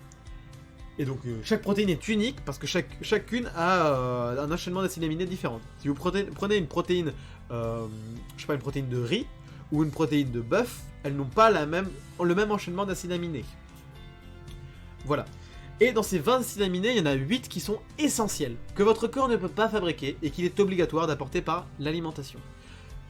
En variant vos sources de protéines, vous vous assurez d'apporter en quantité et dans les bonnes proportions ces acides aminés essentiels et donc d'en avoir aucune carence et donc d'avoir un organisme qui fonctionne au top. Je repense au podcast sur les profs. Par rapport à quoi? C'est l'histoire ancienne ça, Olivier. Alors plusieurs critères peuvent signaler... Ah ouais, c'est vrai ça. C'est vrai ça. Donc voilà, diversifier vos sources de protéines. Ce que certaines personnes pratiquent, c'est le midi, viande, le soir, protéines végétales, donc des lentilles, des pois, etc. C'est une bonne stratégie. Ensuite, 5e pilier, réduire votre consommation de produits industriels. Salut Layel, comment vas-tu? Ça fait plaisir de te voir. Coucou, désolé, j'ai presque tout raté. Le jeu m'a eu sorry. Y a pas de problème, t'en fais pas. Y a pas de problème. Je veux pas reprocher à qui que ce soit d'être absent. Ça fait plaisir de te voir en tout cas. Donc salut à toi. T'es ça, c'est l'histoire ancienne ça, le mec. Comment il m'a stop. Mais franchement c'est plutôt... c'est l'histoire ancienne dans le sens où... franchement cette vidéo est un peu honteuse quand même. Voilà. C'est pas du tout contre toi Olivier. Donc voilà. Réduire sa consommation de produits industriels. Pourquoi? Parce que niveau vitamines et minéraux, ces produits sont vraiment pauvres au possible. Et ils contiennent des quantités de sel beaucoup trop importantes et qui ne sont pas saines. Et en plus, ils peuvent contenir potentiellement des additifs. Après, il y a quand même beaucoup d'additifs qui n'ont pas tellement de risques sur la santé. Mais ils peuvent potentiellement en contenir qui ne sont pas très gentils. En tout cas, sur le long terme. Et leur surconsommation peut être dangereuse. Mais globalement, bon, c'est pas tellement ça le problème principal, contrairement à ce qu'on pourrait croire. Le problème principal, c'est que c'est la misère sexuelle niveau, niveau micronutriments. Il y a très peu de vitamines, très peu de minéraux dans les produits industriels. Et niveau équilibre, c'est pas non plus l'idéal. Préférez préparer vous-même vos aliments pour ça. Simplement associer quelques aliments, des céréales avec des légumes, avec une source de protéines, c'est parfait. Donc voilà, limitez cette consommation. Je vous dis pas de supprimer. Je vous dirai jamais de supprimer un aliment. Limitez au maximum. Pareil, 6ème pilier, réduire sa consommation de sucre. On consomme trop de sucre raffiné. Donc déjà, on peut réduire sa consommation de sucre raffiné en limitant les céréales blanches et en prenant plutôt des céréales complètes. Et en limitant les sucreries et, je sais pas, tout ce qui est pâtisserie également et toutes ces choses. Limitez. Réservez. Non seulement en mangeant moins, vous préservez votre organisme, mais en plus, quand vous allez en manger de façon plus occasionnelle, vous allez tellement plus les savourer. Vous allez vraiment tellement plus le savourer. Quelqu'un qui mange par exemple tous les jours en son dessert, il mange tous les jours un cookie, au bout d'un moment ça devient naturel, il le savoure même plus, c'est juste une habitude. Si vous en mangez que un toutes les semaines par exemple, je sais pas, le samedi midi, tac, c'est un petit cookie en dessert, qu'est-ce que vous allez le savourer ce petit cookie? Parce que la rareté crée beaucoup plus de saveur. C'est toujours comme ça crée beaucoup plus de valeur, la rareté. Donc c'est pour ça que c'est aussi intéressant de limiter sa consommation de tous ces produits. Vous allez trouver beaucoup plus de plaisir dans ces aliments en plus. Le samedi, ces petits cookies, par exemple, voilà. À condition, le coup, le reste du temps, de limiter la consommation de tous ces produits sucrés. Et le dernier pilier qui est aussi important, c'est privilégier des quantités plus raisonnables. Donc si vous avez tendance à manger trop, et diminuez les consommations des produits plus caloriques, donc diminuez les féculents et mangez plus de légumes. Comme ça, vous pourrez manger toujours les mêmes quantités, mais au niveau calorique, il y en aura moins. Soyez plus raisonnable au niveau des quantités. C'est souvent un problème qui est très courant, c'est quand on se prépare des pâtes par exemple, c'est d'en mettre beaucoup trop. Mettez-en moins et remplacez à la place par des légumes. Ça vous permettra de réduire les calories au total, mais d'avoir une assiette tout aussi importante si ce n'est plus grosse qu'avant. Donc, c'est une stratégie qui permet donc de limiter la prise de poids en plus. Voilà, donc pour rappel, les piliers du rééquilibrage alimentaire, alors il y en a d'autres bien sûr, mais c'est les premiers auxquels je pense les plus importants selon moi. Augmenter sa consommation de fruits et légumes de façon importante pour augmenter ses apports en vitamines et en minéraux et en antioxydants. Ça c'est pas si compliqué. Réduire sa consommation de féculents, donc on mange un petit peu moins de pâtes et on met des légumes à la place. Au lieu de manger que des céréales blanches, mangez plus de céréales complètes. Vous apporterez ainsi plus de fibres à votre organisme, plus de vitamines et plus de minéraux. Diversifiez les sources de protéines. Il n'y a pas que le steak haché dans la vie. Il y a aussi la volaille et toutes les protéines végétales. Réduisez votre consommation de produits industriels, parce que c'est des sources de sel beaucoup trop importantes. Ce n'est pas bon pour vous, trop de sel. J'en ai déjà parlé au cours de ce live. Le sel, c'est pas indispensable d'en apporter dans des quantités aussi importantes que ce qu'on fait. On en mange globalement trop. Limitez sa consommation de produits sucrés. Non seulement vous les apprécierez plus quand vous en mangerez, mais en plus vous limitez ainsi le risque d'avoir un diabète plus tard et toutes les maladies qui sont liées. Il y a beaucoup de maladies qui arrivent avec l'âge et aujourd'hui on suspecte qu'elles viennent d'une mauvaise alimentation. Une bonne alimentation, c'est investir sur votre avenir. On a beau vous le répéter tout le temps, ça c'est vrai. Une bonne alimentation, c'est investir sur votre avenir. Aujourd'hui, il y a des maladies comme Parkinson ou comme l'Alzheimer où on suspecte que c'est une mauvaise alimentation qui en serait une des causes. Certains cancers également. Donc peut-être que vous n'en avez pas conscience et que vous vous dites c'est pour plus tard, j'en ai rien à faire, d'ici là je m'en fous. Vraiment, si vous pouvez préserver votre santé, je pense qu'il n'y a rien de plus important que la santé, on est tous d'accord pour dire ça. Et bien manger, ce n'est pas si compliqué. Je vous prouverai au cours d'autres lives si vous le voulez. Bien manger, ce n'est pas si compliqué. Et vous pouvez le faire. Il n'y a pas d'excuse particulière du type « Oui, mais mon mode de vie s'adapte pas à ça, machin, machin. » Tout le monde peut le faire. Il suffit juste de la volonté et de savoir comment faire. Et pour la volonté, je vais essayer de vous inspirer pour l'avoir. Et pour savoir comment faire, je vais vous expliquer pour comment faire. Voilà. J'espère en tout cas que ça vous aura convaincu. Et dernier point, prenez des quantités plus raisonnables. Vos assiettes de pâtes, les gars, elles sont beaucoup trop grosses. Vous pouvez manger à la place des légumes ou des trucs comme ça, mais limitez votre consommation, les quantités. Parce que c'est beaucoup trop gros parfois. Voilà. Donc, on a parlé au cours de ce live du véganisme et du végétarisme. On a parlé du jeûne intermittent.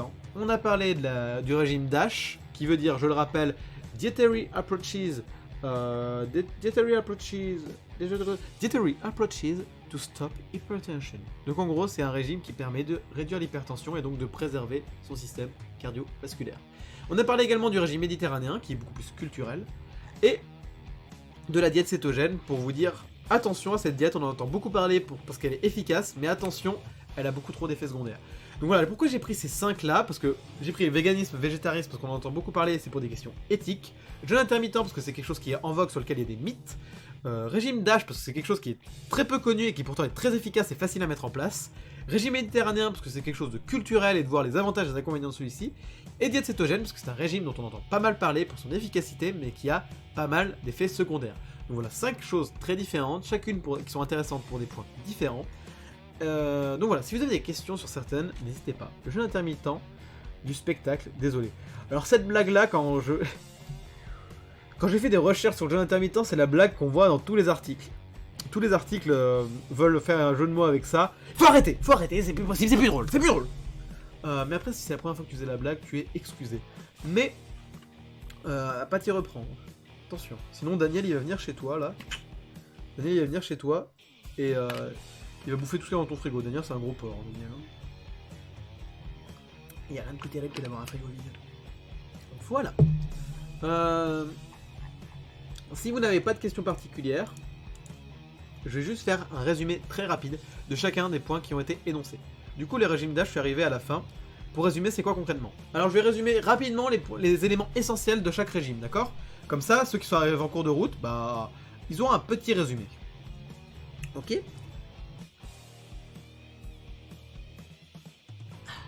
Alors, végétarisme et véganisme, le principe c'est de consommer moins de produits animaux, voire plus du tout dans le cas du véganisme, et dans ce cas-là, il faut remplacer toutes les sources de protéines de viande, donc les viandes, par de nouvelles sources de protéines, donc du soja, des pois, du riz, des graines, de la spiruline si vous voulez également, des oléagineux, donc comme l'arachide, les noisettes, les noix, des fèves, des haricots, il y a plein de... Les céréales aussi, c'est des bonnes sources de protéines, donc il faut remplacer la viande par d'autres sources de protéines, mais végétales, et ne pas oublier la vitamine B12, qui est une vitamine indispensable pour la croissance cellulaire, et qu'on retrouve que dans les produits animaux. Donc pour un végétarien, il pourra la trouver dans les œufs ou dans le lait par exemple.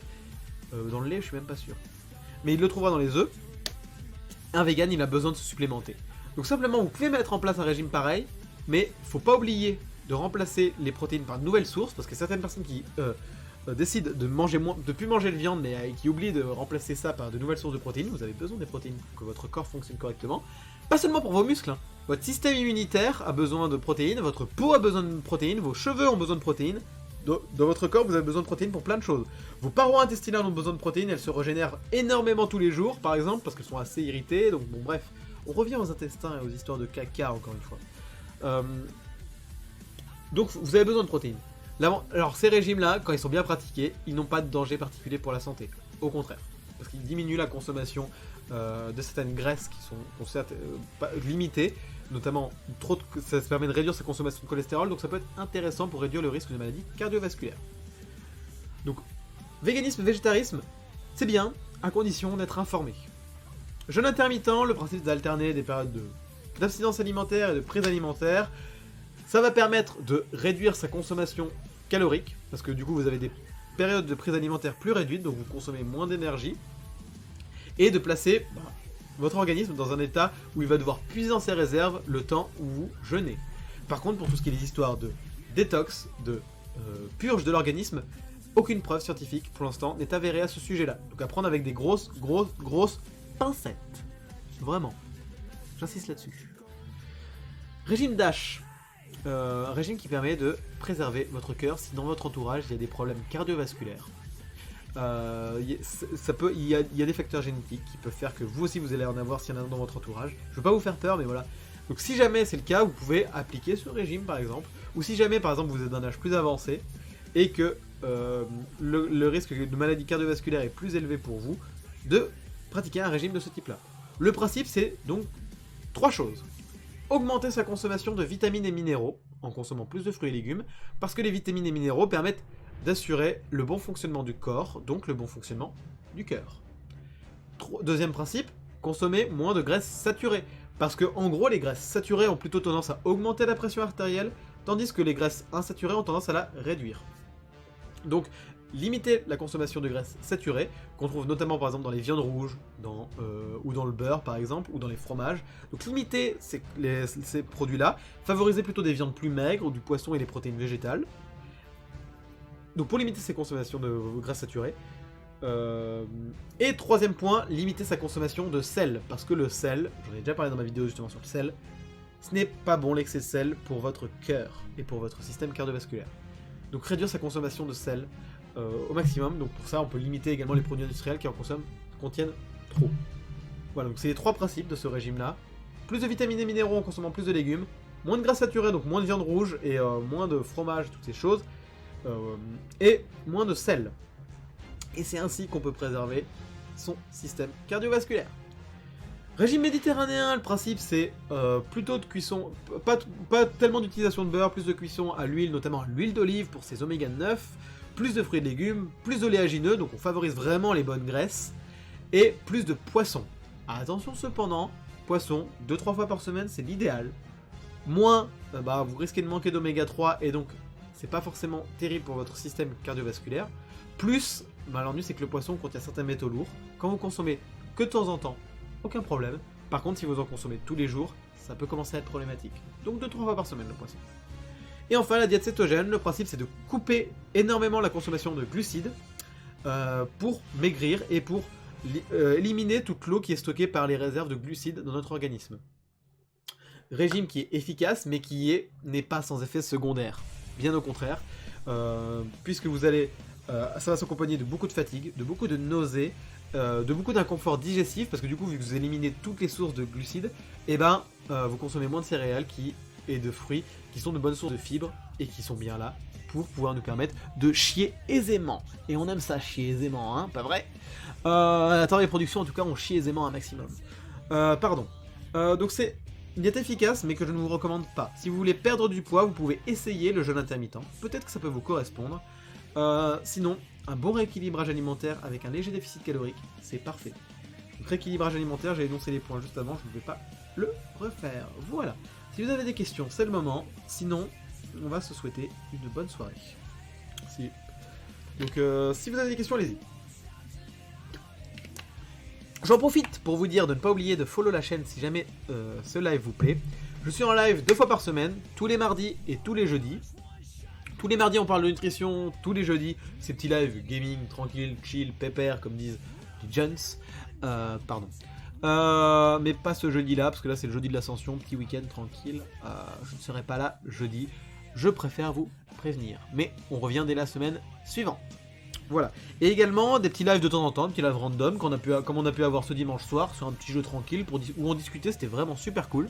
Mais là du coup pour être au courant, faut pas hésiter à follow la chaîne et activer les notifications si vous le souhaitez. Voilà. Il y a également tous les réseaux sociaux en bas, Twitter, vraiment très intéressant tout ce que je raconte sur Twitter, vraiment c'est l'essentiel de l'information, waouh. Instagram où je publie des photos absolument incroyables de Daniel. Waouh, Daniel, il est vraiment très photogénique. Et Facebook, Facebook, je suis sûr que vous adorez Facebook, disons.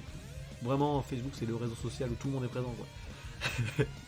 Mais après, je mets pas mal de choses sur Facebook, quand même. Notamment des petits clips, des moments cool, des lives. Et sur YouTube, pouf là, et bah, c'est là où je fais des vidéos, quoi.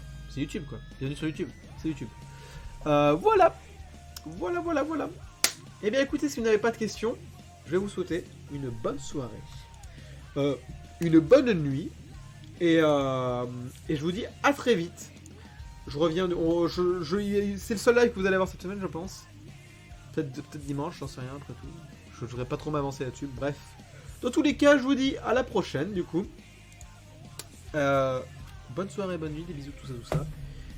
Et Daniel, tu peux dire au revoir. Daniel vous a dit au revoir, mais vous pouvez pas l'entendre parce que du coup il a pas le micro. Mais voilà.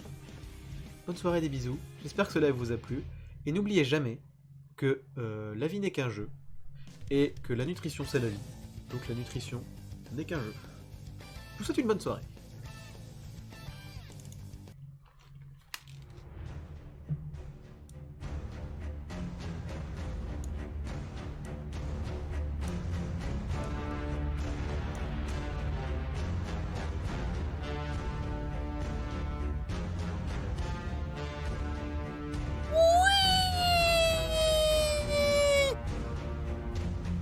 Et merci d'être toujours aussi nombreux. Merci pour votre fidélité. Merci pour tout.